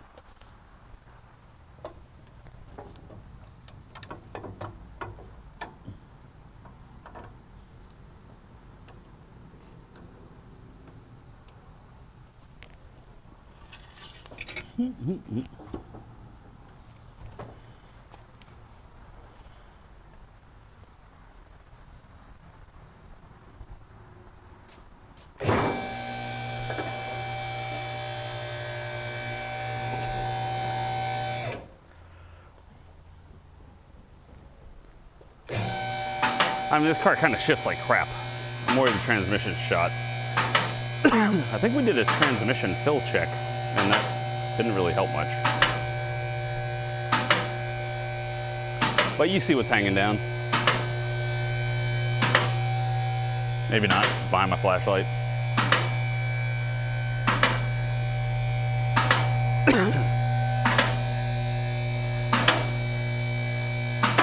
Problem is, there's nothing to attach it to.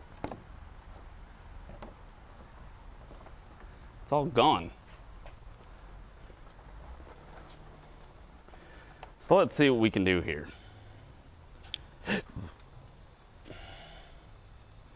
Hello, we're going to try and figure out how we can make this stay up. We did a bunch of work to well, some work to this car. It needs a ton of work, but we did some work, and this is hanging here. So, try and figure out some way to make it stay up. I guess I was gonna zip tie stitch it, but I was figuring there was gonna be something here, and there is nothing. So, we can put one right through here, which should pick this up, maybe. Granted, it's lost most of that. Nothing up here to really grab. This is dumb. Glue wouldn't work. Let me get a drill and a battery and a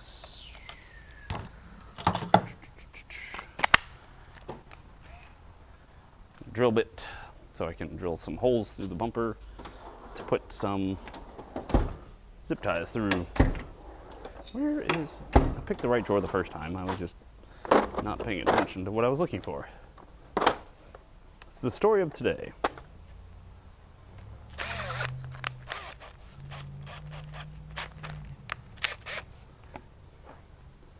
Put one through here. Put one through here. Maybe there's a hole there already. Maybe one more right there.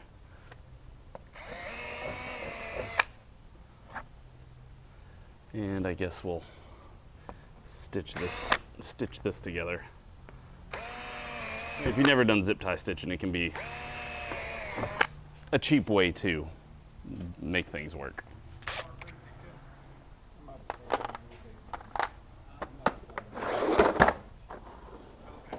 Hey, how much refrigerant did you put in that Jeep? Okay, total? We got out 0.38. Okay, so you ended up putting in a pound. Yeah. Okay. 1 elb.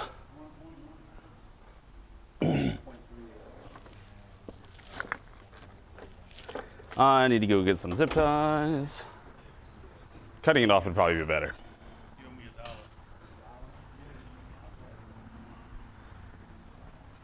Dollar bills, yo.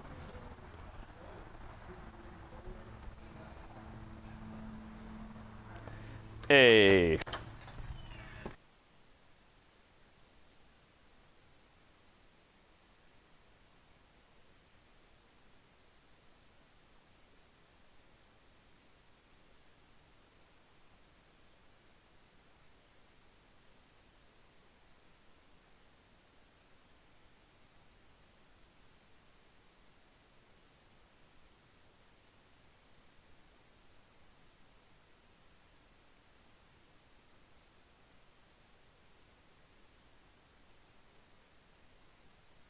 Everybody up front's so mean to me.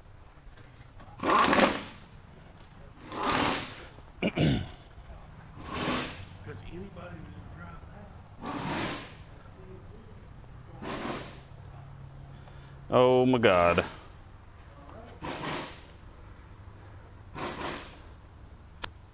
So if you're gonna do this, you want to do it to where the zip tie is not showing like the connector part. So sometimes it can be a little tricky to get it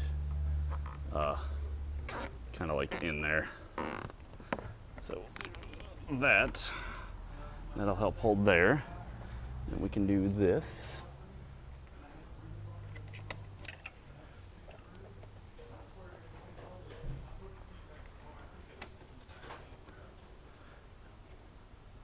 Do this.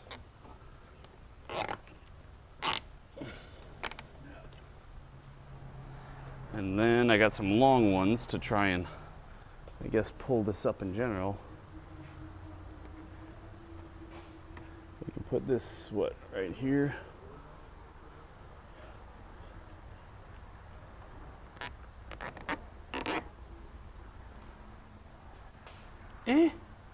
Ish.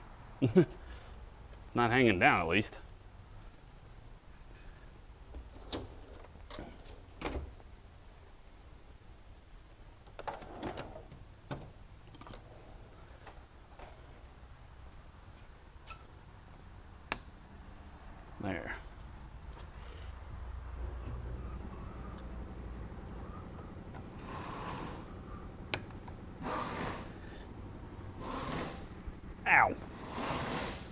bonking my head.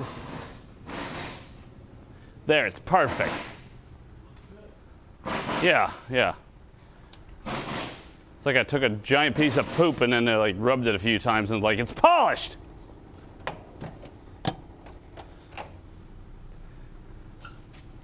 It's perfect.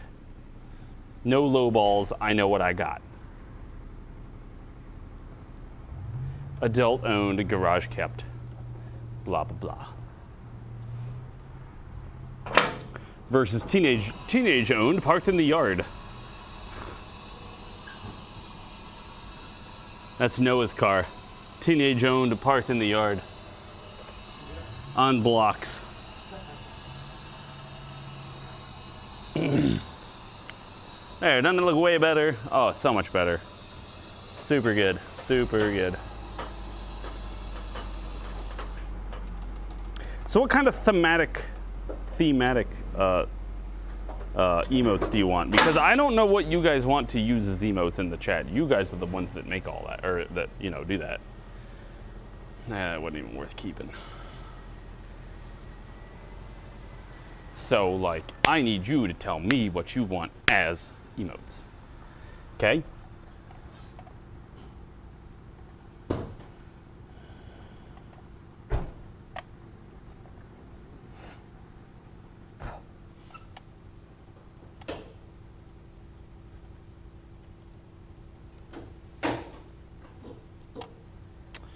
What are we going to eat for dinner?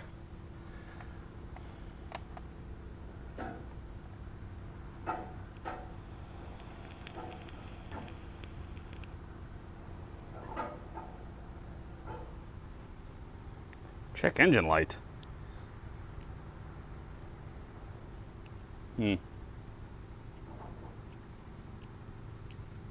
Fine. I can upload that one again.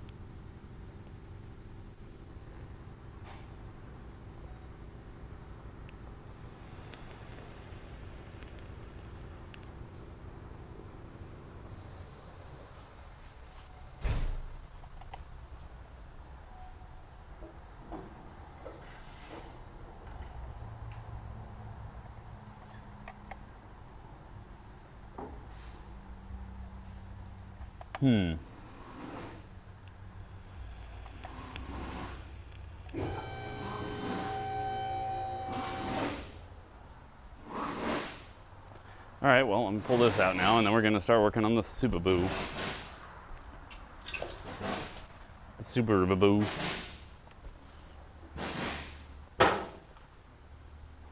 PSE, you're Stoner, right? I don't recognize. I remember it. I just can't remember who it is.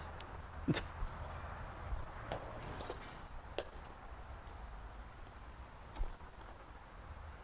been a hot minute.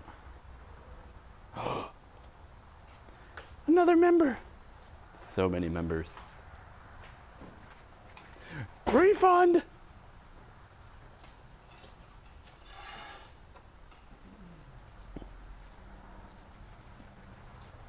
Hell yeah. I'm retiring. Noah's going to take over. Hell yeah. See? He even had the same response. Hell yeah. All right, I'm going to put this out front so we can pull it to the back later. I'm just putting it out back. We're not going to pick it up today. Like I said, pile of crap.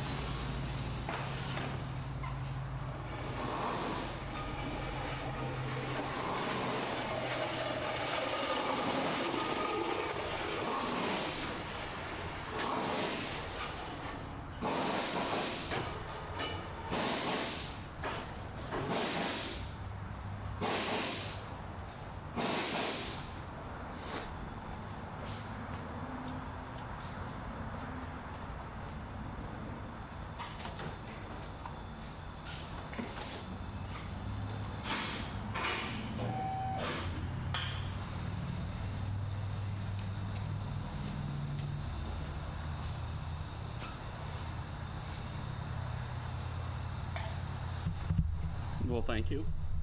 Be right back.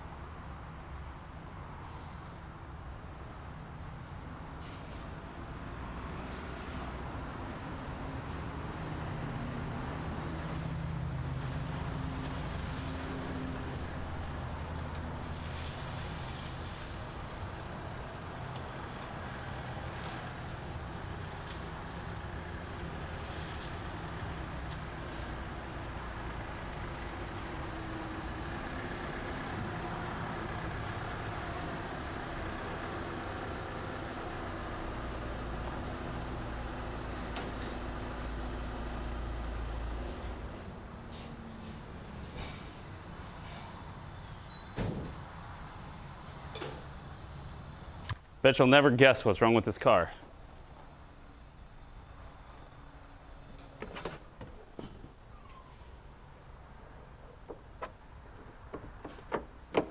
Oh, yeah, it just needs a latch. At least thus far.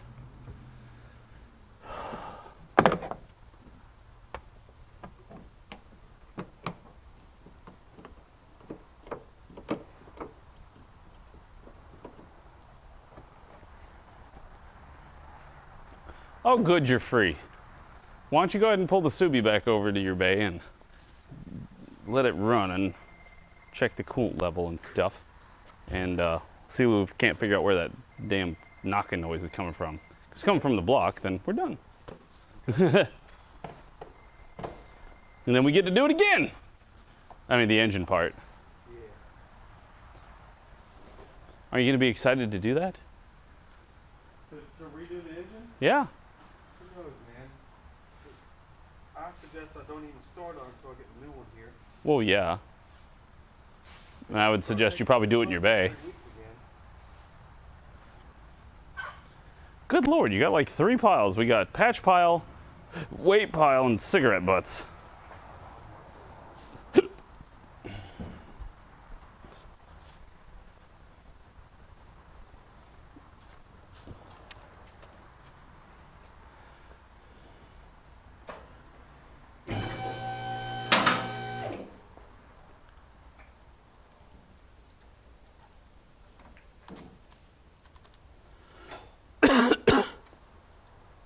North Carolina.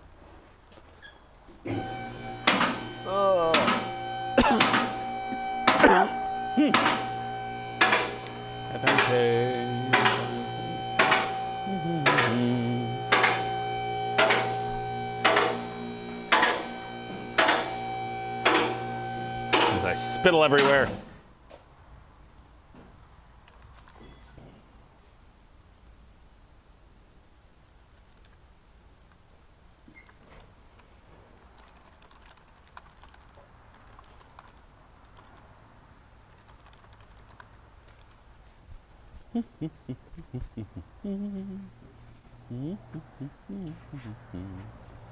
Can't remember if you pull this off first and then pull this off, or it was this first and then this. It's always confusing. You darn trunkies. Damn trunkies.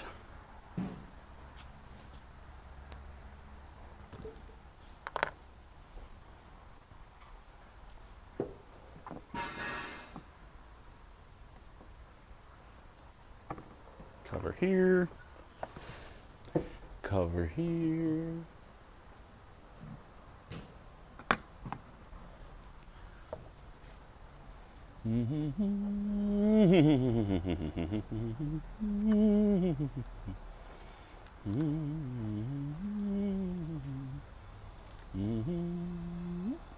Let's see.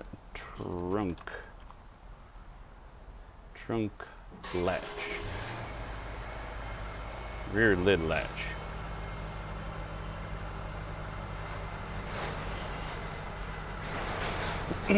Remove the rear lid trim panel. That was what I wanted you to tell me. What do you think the majority of that noise is coming from?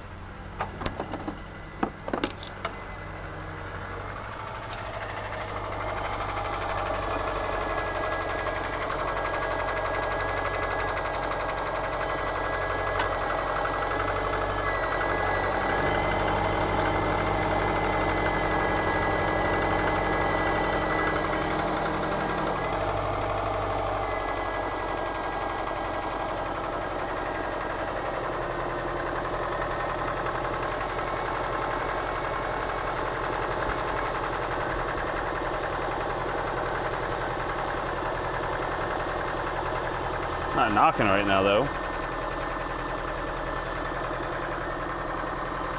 What? You think it's knocking?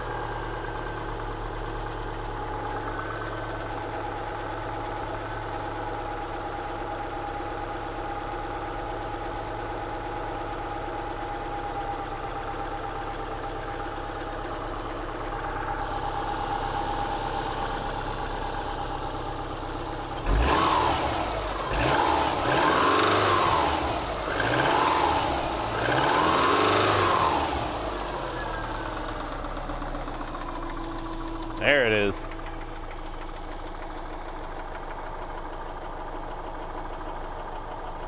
Pull it over to your base so we can pick it up and check it from the bottom, see if we can't get a closer, a more specific location for that tuck, tuck, tuck, tuck, tuck, tuck, tuck, tuck, tuck, tuck.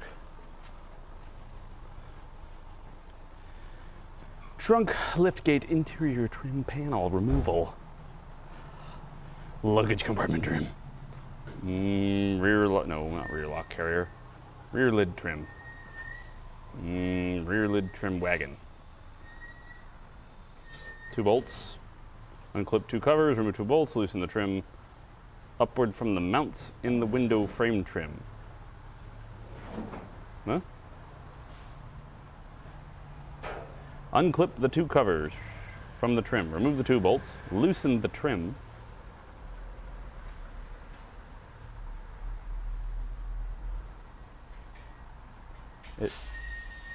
It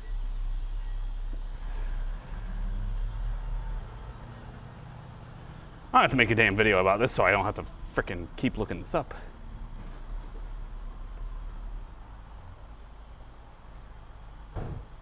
Quote, removing. Unclip the 2 covers, 1 from trim 3. Remove the 2 bolts, the 2 that I've uncovered already. 2 Newton meters. Loosen the trim, 3, upward from the mounts in the window frame trim. 4. Okay, I think I get it now. It wants you to pick it up, and the window frame trim, it's like hooked into it, so like you'll unlatch it from here and then go like up and out. That's what it seems. It's just, the directions are annoying. Because they know what they're talking about. You know, I think that's probably one of the biggest reasons why I like pictures. I'm a big fan of pictures. Because it doesn't matter what you call it, if I've got a picture and I can see what it looks like, and this is exactly what it is, or something to that effect, then I know what you're talking about. Come on. Start recording. Hello. We are currently replacing, or going to replace, a trunk latch in this Volkswagen. The trunk latch has decided to stop working. It feels like it's broken an internal spring. It doesn't latch at all. It just flops around. Like I can stick my finger in here. I will just demonstrate here. Let me demonstrate for you to make sure that you are following along with the storyline.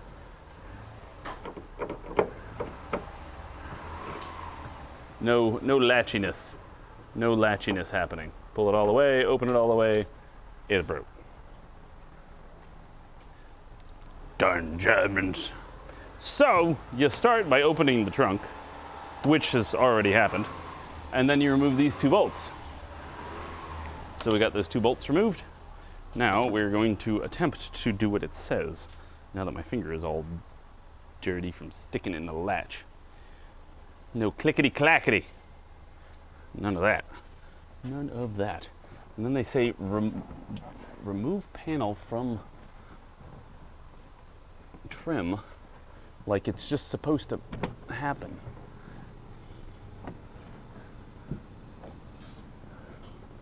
Okay, yeah, it pulls down, I see. We got 1 clip there, I think. Ow! Where's the other clips? Wait, why would I do this? The bolts are right there.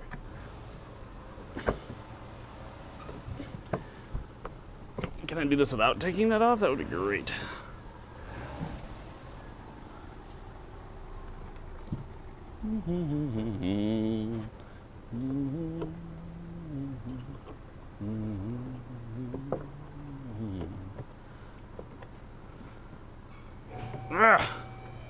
Oh, so I was listening to a YouTuber talking about plastic trim tool. Lazy technicians. And he was talking about a car. It was a Jeep, I think it was, that was ill-diagnosed. Went to the dealer said it needs a motor. that's it, etc. And that, I guess they said it needs a motor. And so, I guess somehow that got transferred into somebody saying that the motor was locked up. And so the guy went out, tested it, took a bar, and turned the engine over. He was like, well, that works. So it's not locked up. So it was a lazy technician. He's like, however, I have no idea how the engine runs. And I was like, well, so do you know that there's nothing wrong with the motor? Well, no. Maybe he did check it out and did decide that it needs a motor. But the starter apparently makes noise like it's not doing well. So the thing that worries me about all this, honestly, is how these clips interact. Because it looks like they just pop in, and they should just pop out. And so I'm going to be here, pulling on this. I see how a couple of them interact. Oh, there goes one. Yep, these just suck. That's what. They just suck. Because these stupid little clips are stupid and clip. I mean, honestly, I could probably stop here and get the rest of it out, but that's not what we're gonna do.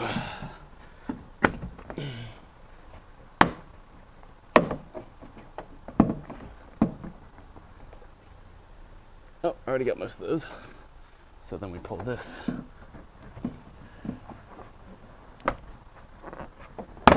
Like that. Because we're gonna have to go through and fix all these bloody clips.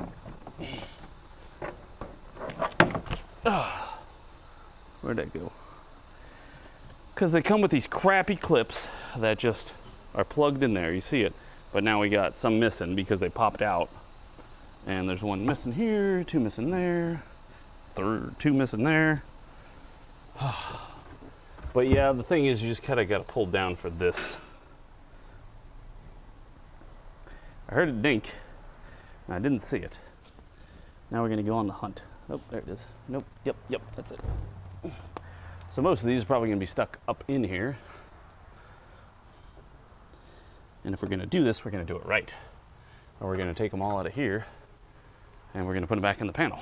So that way it stays up properly. Because the last thing you want is the customer coming back and being like, my panel's hanging down ever since you touched it. My daughter's been pregnant, and my panel's hanging down.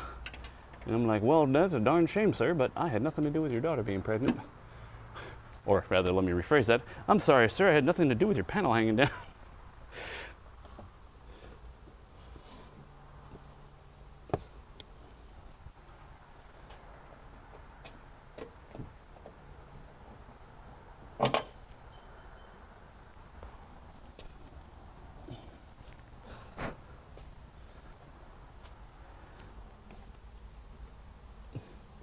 Usually the problem is what has been described in the chat is that usually they just break. They break the plastic off there or whatever. I hate this design of these clips. And the best way to get them out, hands down, tiny pair of needle nose screws. I got this from Harbor Freight. They're like $3. You just slide them in there like that and pull. Sometimes, or you have to pry it on the body. I don't care, whatever. And then we'll put them all back in their proper holes.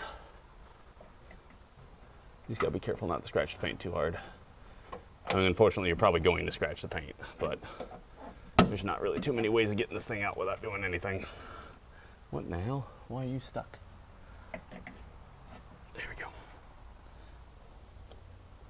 So these outside ones are long.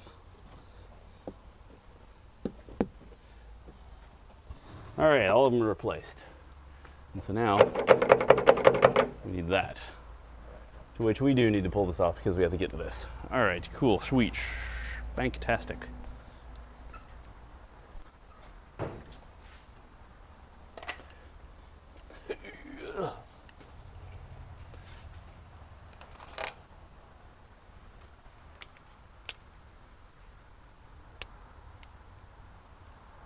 Yoink. So we have a plug in here, and then we got 2 triple squares right there, if you can see them.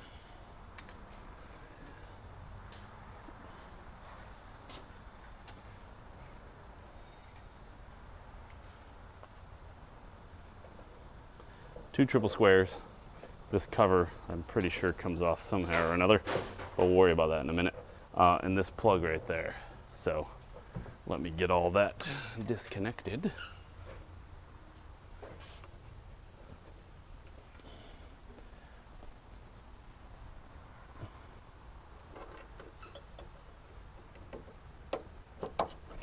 There's that.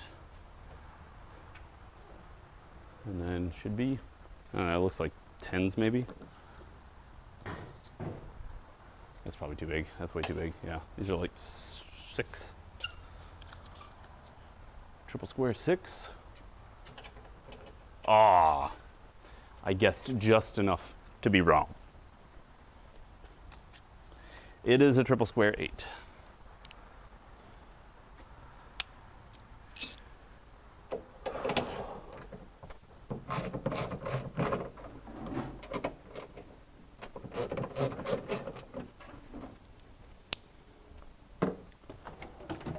There it is.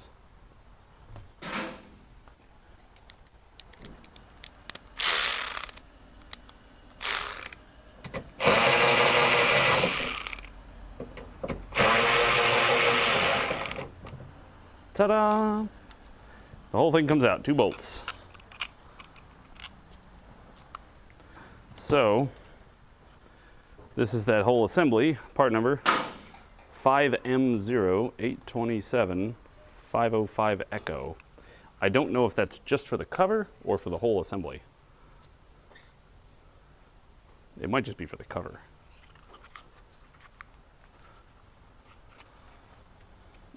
Let me go. Yeah, let me go tell the boss that we just need we need this piece, because I needed to find that out. So give me just a minute. I'm gonna go up there and give him that part number.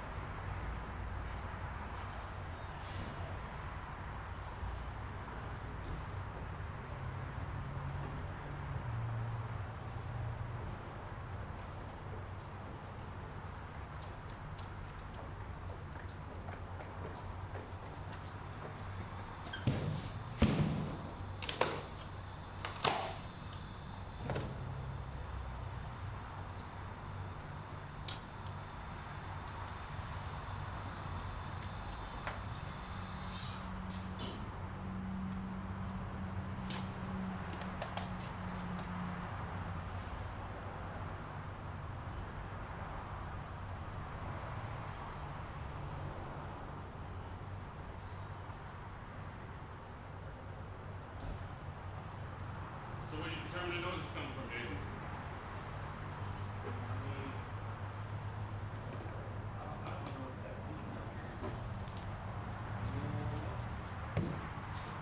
Could be. Not good.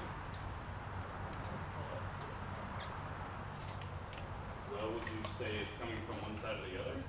No. Same on both sides.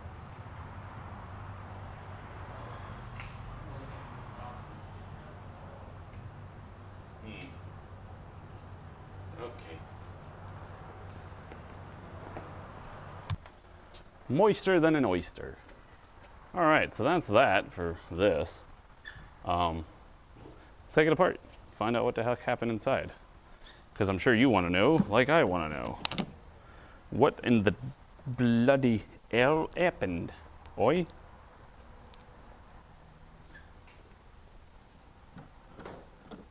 I'm just getting the spot to put it on.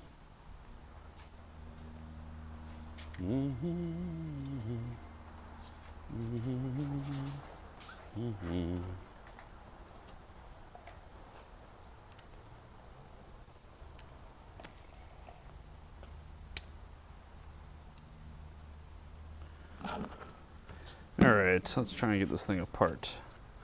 How does this come off?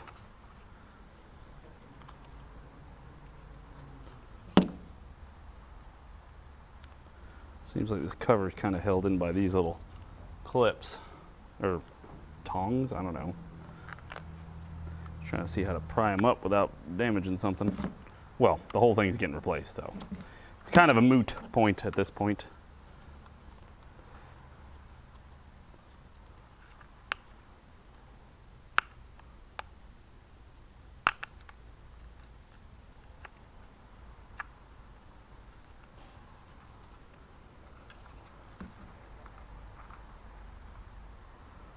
I don't see anything else that's holding it on.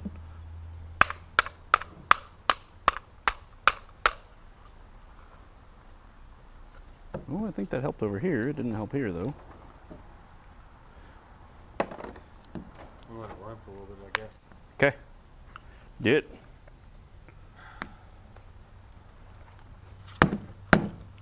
There we go. That worked. Come on. Off. Off, I tell you. Any heavy object around immediately becomes a hammer. There we go. Awesome, there's that. Now what about this back cover? This. And this. Should about do it. Yeah. So we got, there it is. That's broke. Right here. This is the same one that happened last time. I've taken this kind of assembly apart before, and the last time it was broken like this. And that's the emergency release latch.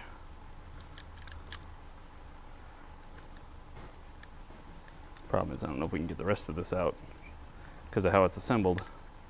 Because this is the emergency release here. And this is the emergency release mechanism that is clearly broken in there. Yep, good thing it didn't break shut. And it's got a motor in there and everything. How can I get, I guess this tab here bends up?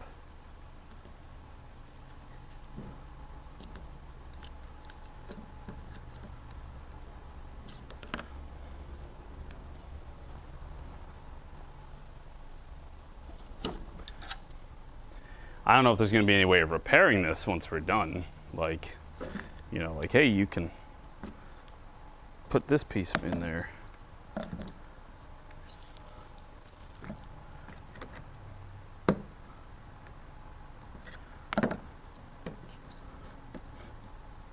Aha. Awesome. This is broken off of something. This looks like there's more down here. There's a piece. There's another piece. So this is how your trunk latches. When this should be, this lever is what is used to release it. So when it's locked like this, and then you knock this out of the way, and then it opens. So this sits in here this way. So that little armature must have run on this little motor, and here's the spring that's probably not supposed to be there either. I'm pretty sure that's supposed to be on here. It's supposed to be between these two, yeah. It's supposed to be between these two latches.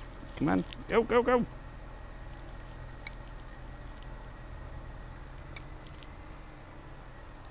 Oh, maybe that's what broke. Okay, it is what broke. There's supposed to be a plastic piece. This is, there's a little piece that's supposed to come off of here that this spring's supposed to attach to and help it, you know, open like that, and that's what broke off, which is probably something of these pieces. I know it's hard to see because it's black on black, but yep, it's toast. Toast. So here are your two electrical connectors. They run up to this motor. This motor makes inevitably this thing come out, and this will push on the mechanism. So it pushes out like so, and then presses on it, or somehow trips it. I don't know if it's that or that, and then retracts. And there you go. So we'll get a latch assembly in the morning, and we'll put it in. But as you see, I guess as a quick recap for anybody that wasn't paying attention to the video before, but you are suddenly now, you pull down all these clips. You just pull straight after you take this and this. Those are T20 Torx. They are within these holes right there. One there and one there. And then you'll just basically pull down, and it'll work its way down. You got to make sure to be careful about these right here. Those are a little bit more problematic. And then you just got 8 triple squares to hold those, and you're good. So hopefully this is helpful. Thanks for watching. I appreciate it. Don't forget to like and subscribe, and I'll see you guys in the next one. Good enough. We can trim that 19 mins down into something very reasonable very quickly.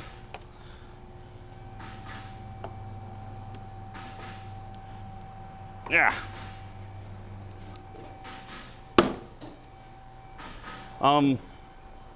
Y'all need to find places for me to post stuff. And cut!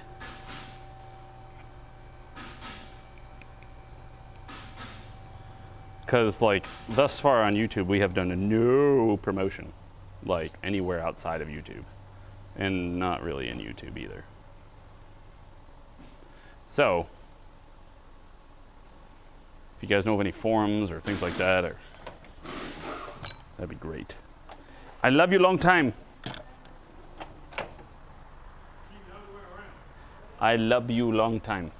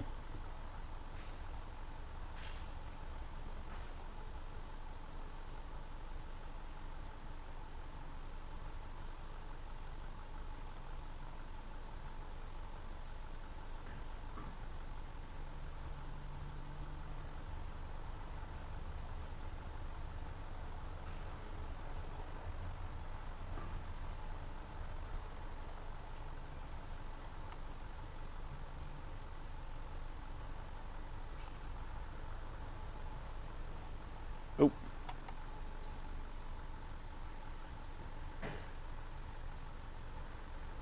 Good job, good job. All right, the kids are on the taking care of mom train. The son just gave mom her pain meds at, well, 1 o'clock or 1:45, when she was due for them. Oh, right, burgers, and that's what we're gonna do.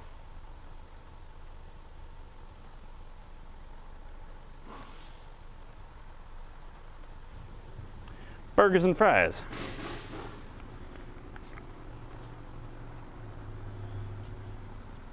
That's what we will do for diner. What y'all think?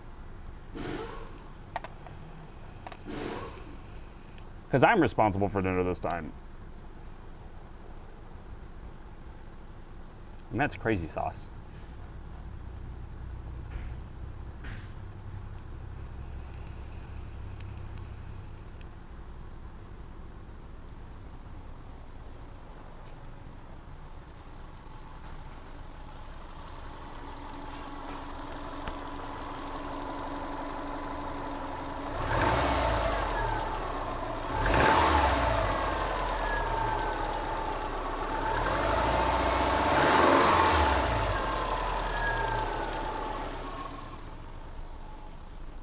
I wonder if it's still making the needle jump around. Jump around, jump around, jump, jump.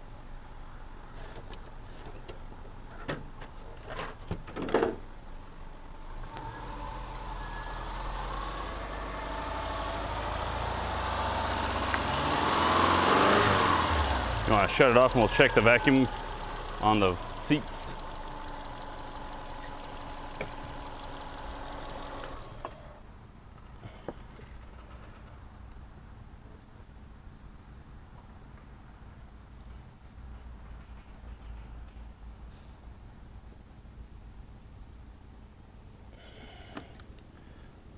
Mark, set, go.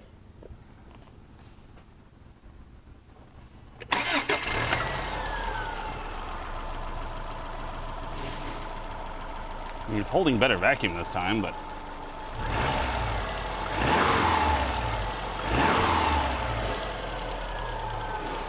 still jumping around like crazy. Although that oh, that was because I was holding that button, dummy. I'm just jumping like 21 to 17. Mostly staying around 20, which was better than last time. Last time it was in like the 15 range.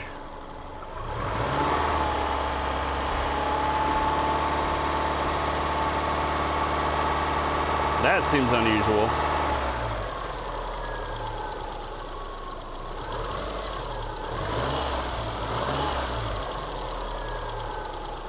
It's just bouncing every bloody where though.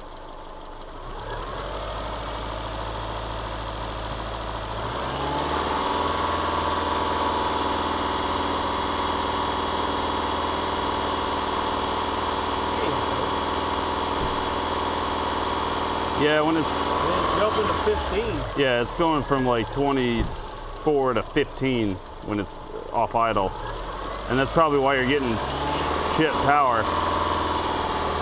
It's just very intermittent. It's almost like a valve is spinning and it's just like not sitting right or something.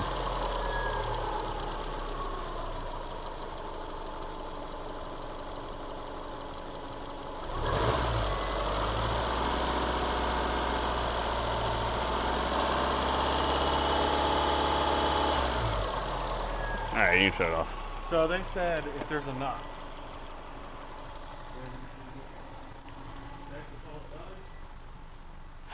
I hate this engine. And y'all here that want to discuss valve vacuum operation on an engine? I thought if we say there's a knock in it, what are they going to do? You can send us another engine. Okay, let's say there's nothing. Well, we know that there's a problem with valve seats or something.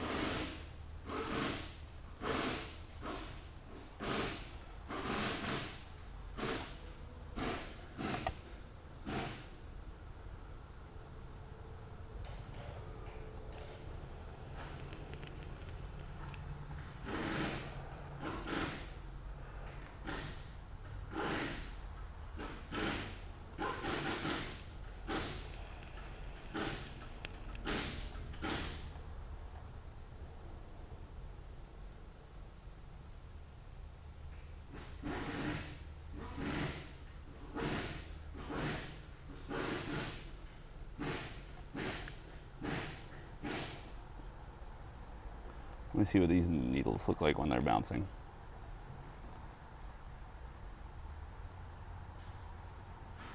Oh, that's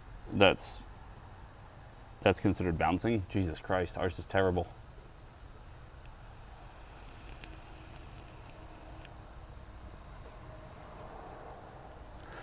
You know, did your dad have a timing light? I'm sure he does. You want to grab it? Because if we can nail, we might be able to figure out which cylinder it is. If we can put the inductive pickup on each, if we put the inductive pickup on each coil and we shine it at the vacuum gauge, maybe we can catch it when the vacuum gauge is hitting low. Like you catch it low every time. Yeah.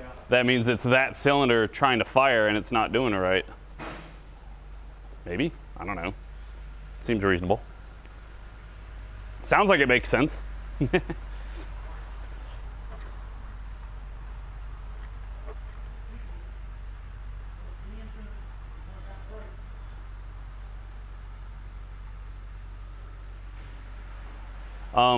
What I was going to try is when you have it off idle, it'll jump from 24 to 15, but it'll do it kind of intermittently. And so I was going to try going around different wires to see if we can flash the marker here and see if we can catch it. If it's doing it always on the same cylinder, then maybe we figured out which one's got the bad valve. I don't see where it makes any difference. We paid for a fucking motor, I agree. so they need to give us another motor.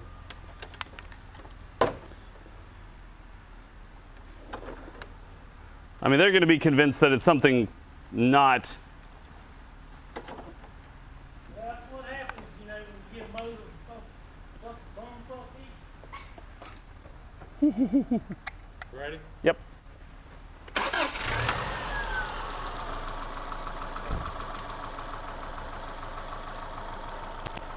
So is this thing just supposed to start flashing or something? It's got buttons on it. Yeah, I see it's got oh, okay.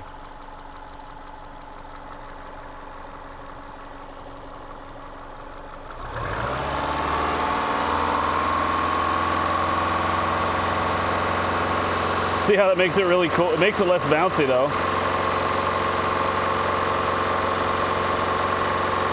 Oh, it's brighter and darker.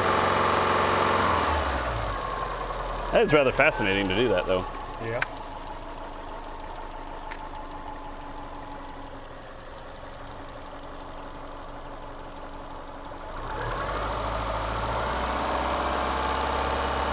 See, like, this one's not catching it down so low. When we were on that other wire, maybe? Oh, it's the same now.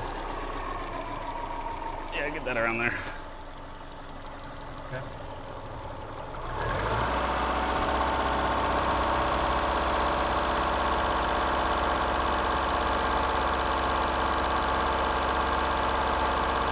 Try the last one.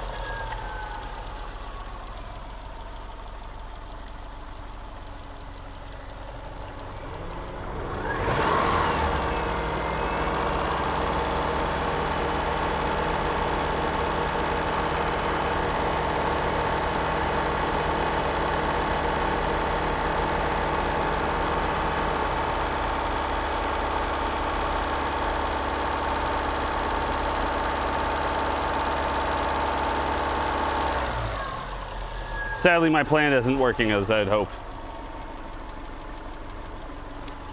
So which one is one? Cylinder one should be the No, front one on this, isn't it? That's the one.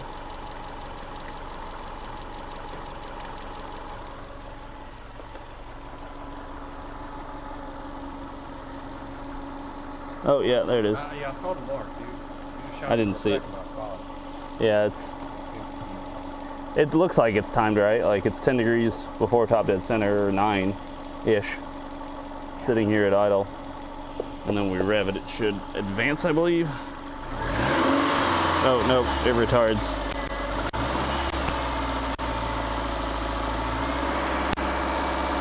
No, it advances, sorry. I was reading the thing wrong.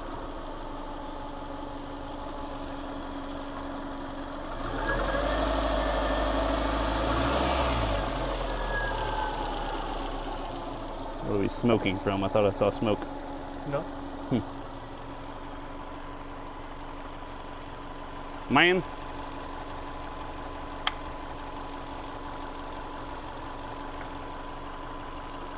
All I can tell him is that something done beeped up. Oh, you can shut it off.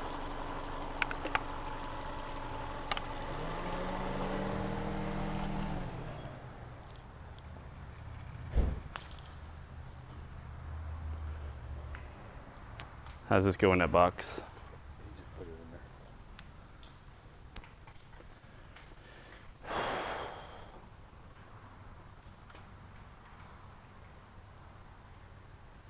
My wife had to get a tooth pulled today, and so she's at home sleeping and on pain meds.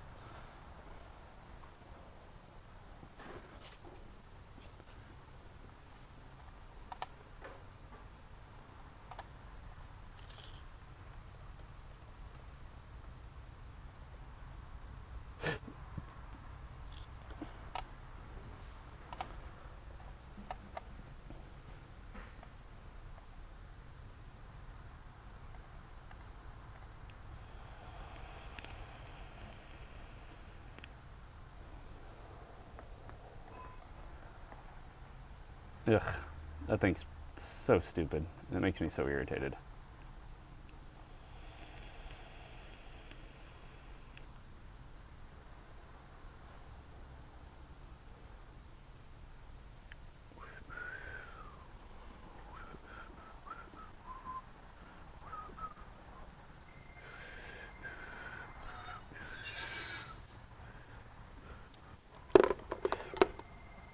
I mean, that's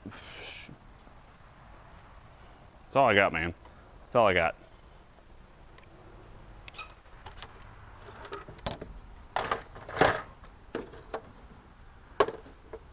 Like, bouncing that erratically is not normal. No.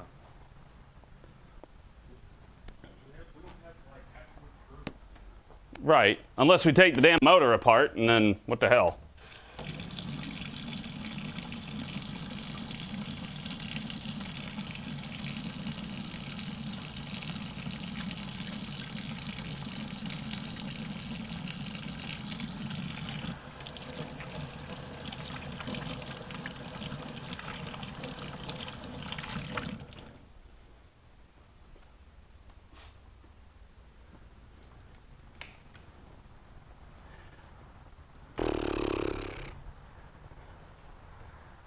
At this point, the only thing I can think is just try to drive it again and see what happens. It should, assuming it does the exact same things, you know, like stumbles and stutters and won't go, then yeah, we just call them and be like, yo, it's just not working. You explain to me why the vacuum gauge is bouncing like crazy. I'm at a loss for words. We are in the level of engine building that I am not very good at or experienced with. Speaking of engine building, where is the dustpan? There it is. Just want to sweep up all those dustpans or those floor things I got on my floor. Carpets from the absorbent water.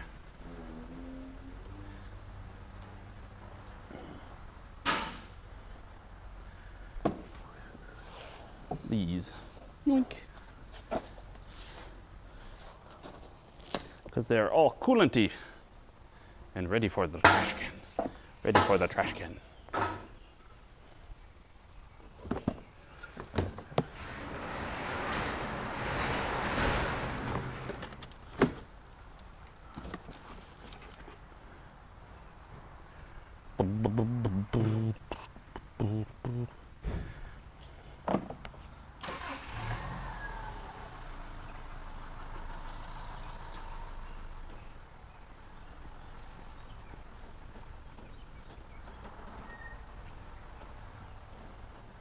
The only thing that'll suck is if we put in the new one and it still runs like crap. Then we'd be like, oh, whoops.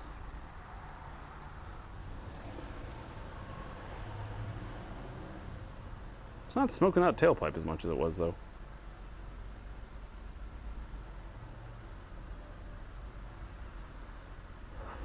We're taking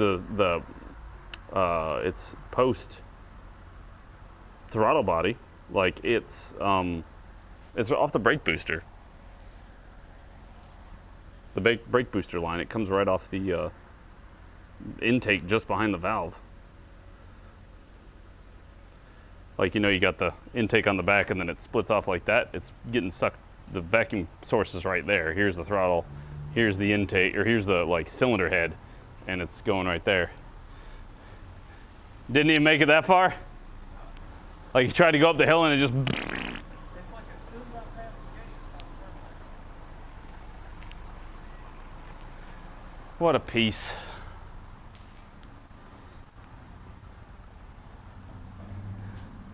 So yeah, I mean, the vacuum gauge is...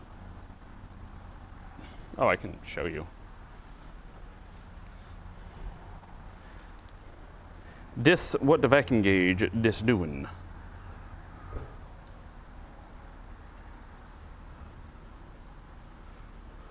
That's what the vacuum gauge is doing.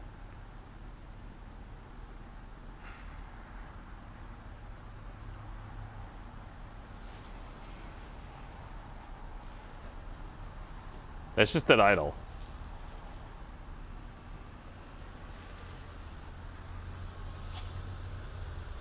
What smells burnt? You smell that?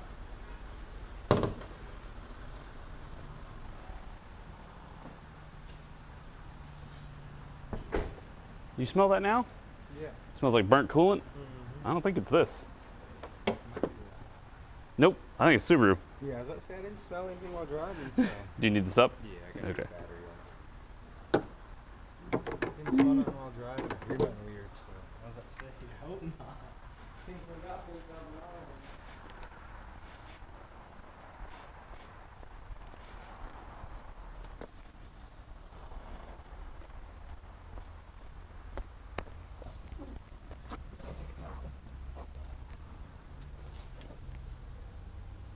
Oh, dude, it smells like fucking burnt ass coolant out the tailpipe.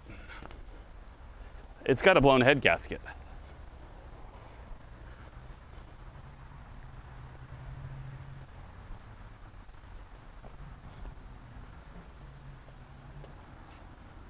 Nice earthquake. Where's here? Gypsy Jeeper.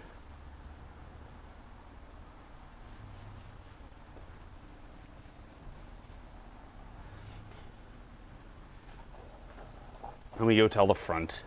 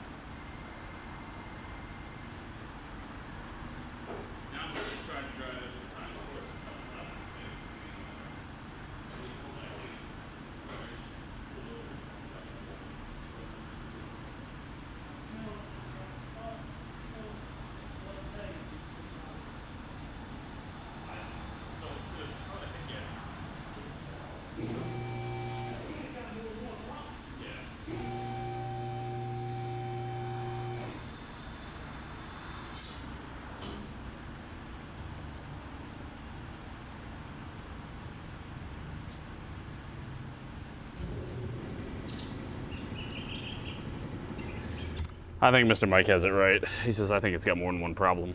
I think it's got a leaking head gasket and the valves aren't seating right. Is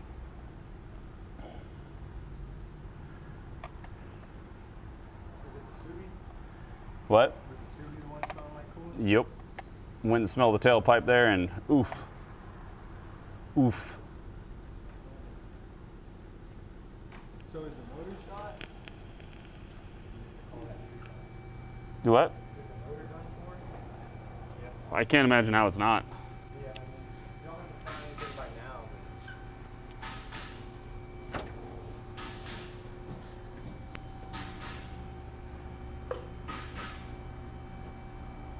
I just feel like Ken's nervous about trying to call him on it. Probably so. I can see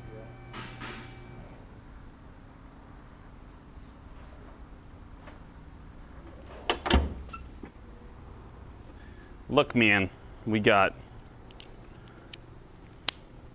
bouncing. We got a bouncing gauge. We got coolant burning out the tailpipe.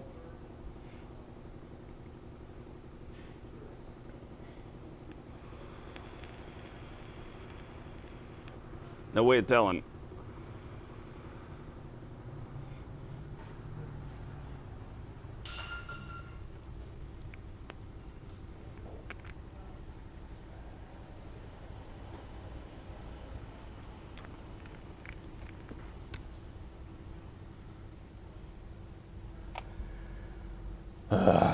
This is aggravating.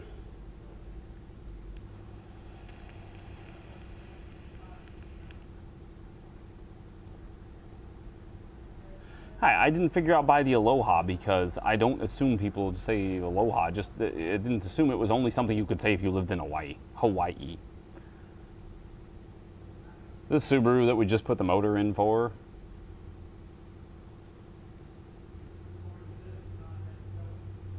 I think the head gaskets are blown.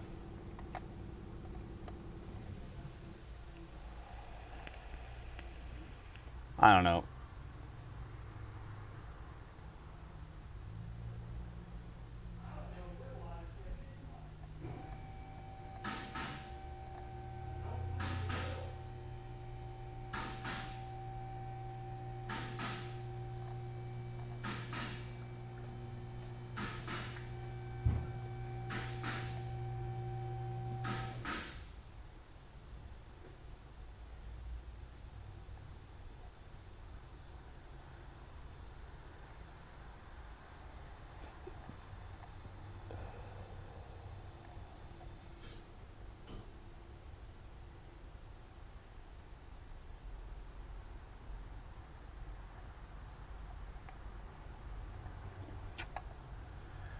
Yep, sure seems that way.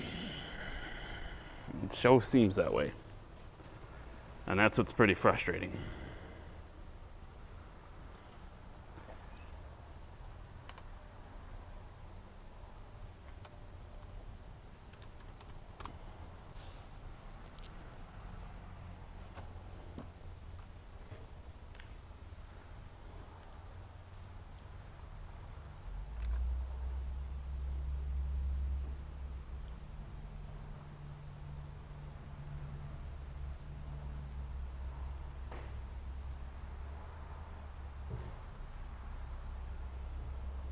What do you mean makes sense if it counts for the fluid? Like if there's fluid getting into the cylinder and that could be causing a poor sealing of the valve maybe due to the steam?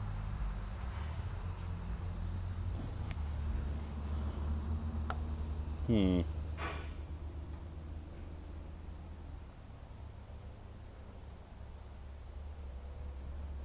my toolbox is rolling on me. It's like either this chair's rolling or I'm about to drop this thing off the corner. And so we got really bad needle bouncing. It smells like burnt ass coolant out the tailpipe. That's just what it smells like. It smells smoked. And won't accelerate for crap. My assumption at this point, it's got a crack in the head. I might have a crack next to a, yeah, it's the Subaru Jason's been working on. And then I had to take over because Jason doesn't do this kind of diagnostics, which I never even did the vacuum gauge diagnostic, but that was certainly informative and glad I can add it to my arsenal of tools. I didn't do a valve lash check. crazy? I don't need to take apart a new motor. And I was asking the motor builder about that, and he's like, if you don't hear any ticking, then I wouldn't worry about that. So if I heard ticking in the valve in the heads, then check the valve lash. If I heard knocking in the engine, then well, it'd be the engine. No, that wasn't part of the deal this time.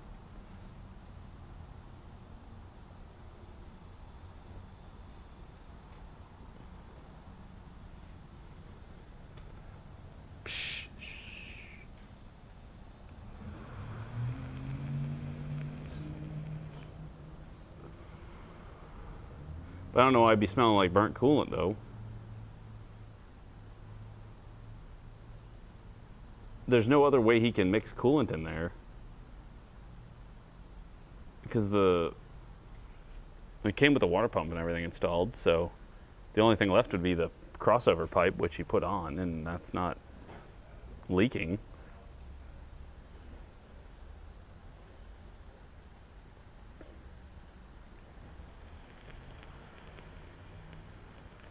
It's not mixing coolant, it's just losing coolant. So I'm pretty sure it's getting into the combustion cylinder somehow without being near a oil jacket.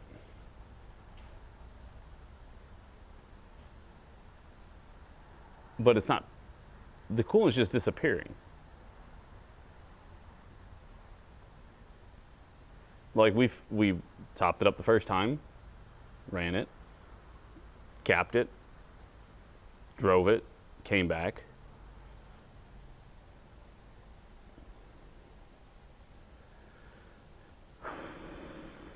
I don't even know if it's necessarily a cylinder getting filled up, though. Again, this falls under the, as Mr. Mike would say, not our problem.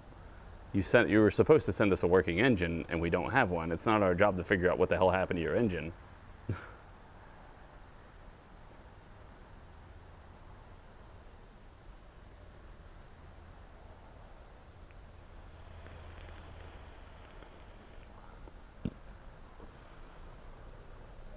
Because like at this point, all we could do is tear it open. Or pull the plugs and see if maybe one cylinder's really clean, even though it's a new engine or rebuilt engine, so it should all be really clean.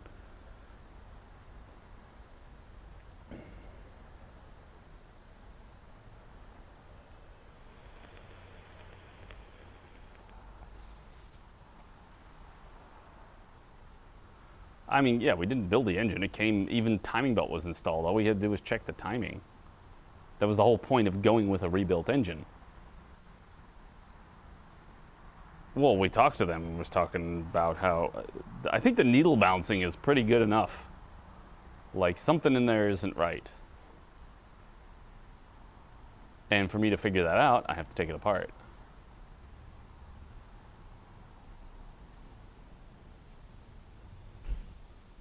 But they already said that they wouldn't mind sending us another engine, so.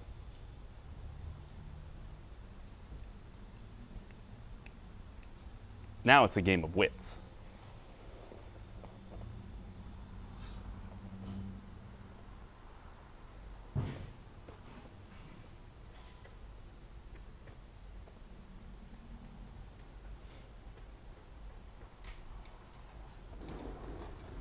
But where's the coolant coming from then? Or where's the coolant going? And why is it getting in the engine? As Mr. Mike said, I don't think this is all just one problem.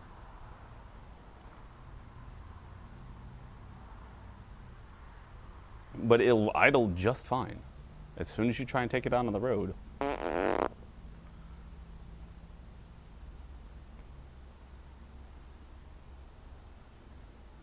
I tried hooking a timing light to it to see if I could follow the vacuum gauge drop to a particular cylinder. And nah, not really. You might have to aggregate all the data over a course of a while and then see it. It's very intermittent as to how it drops so far.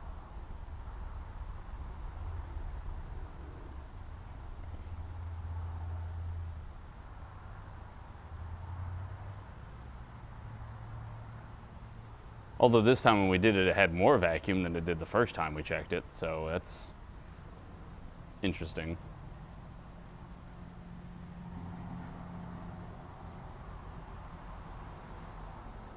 I only got like 20 minutes. Oh, you're talking about ending the VOD before 6 hours? Yeah, we'll make it. So we can end it earlier and have an editable VOD if we want it.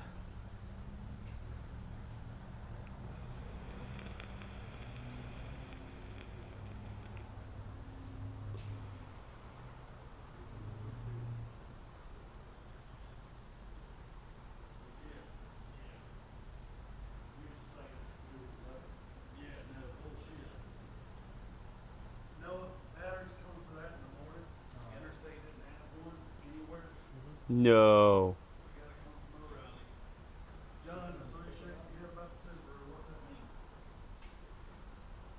It's either got one or more problems. It's not ticking in the heads, and it only knocked earlier when we started it up a little bit, or that knocking-ish noise. That sounds pretty. It sounds like a rod knock. Yeah. But you pulled the valve covers off? We checked it with a timing light on the vacuum gauge to see if I could figure out which cylinder was the one that was dropping all the vacuum, but it didn't stay consistent enough on any of them. If anything, I would say it was, let's see, if one's on the bottom left and 4 is I think on the top right, it would be 4. But the fact that the exhaust smells like burnt coolant is already a nail in a coffin for that. All right, let's call Jerry back and tell him all that stuff. Okay. Your phone's up front. Because I got to get... I just don't know how the coolant would be getting into the combustion chamber, other than through the head. I don't know. Let's ask him that question. Because at this point, we've gone... If he wants to pull the valve cover, let's pull the valve cover and check it. But, I mean... This time he didn't see, like this last time I talked to him, he didn't seem so keen on checking valve lash. Yeah. Like it. We've done everything but this in the gas tank, so... Yeah.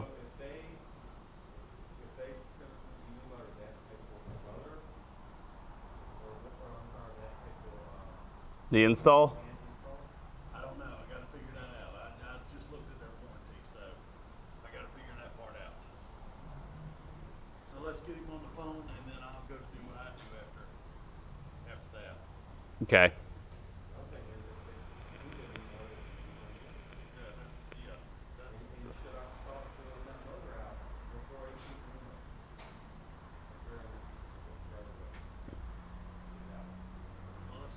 Let's call him first. Yep. Go ahead and call him before he closes, though. What time do they close?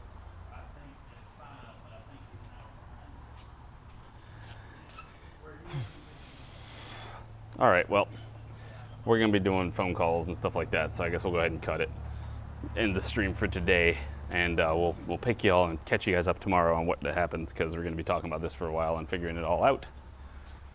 Otherwise, it's going to be me sitting up front there talking on the phone. So, he did. He did show up for a short time today. I don't know if he's still here.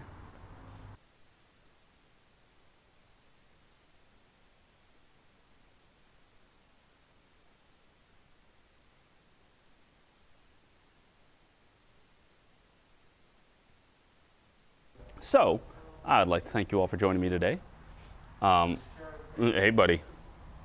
So it's time for me to go. We're going to get some phone calls done, then I'm going to be going home and taking care of the wife, because got to do that.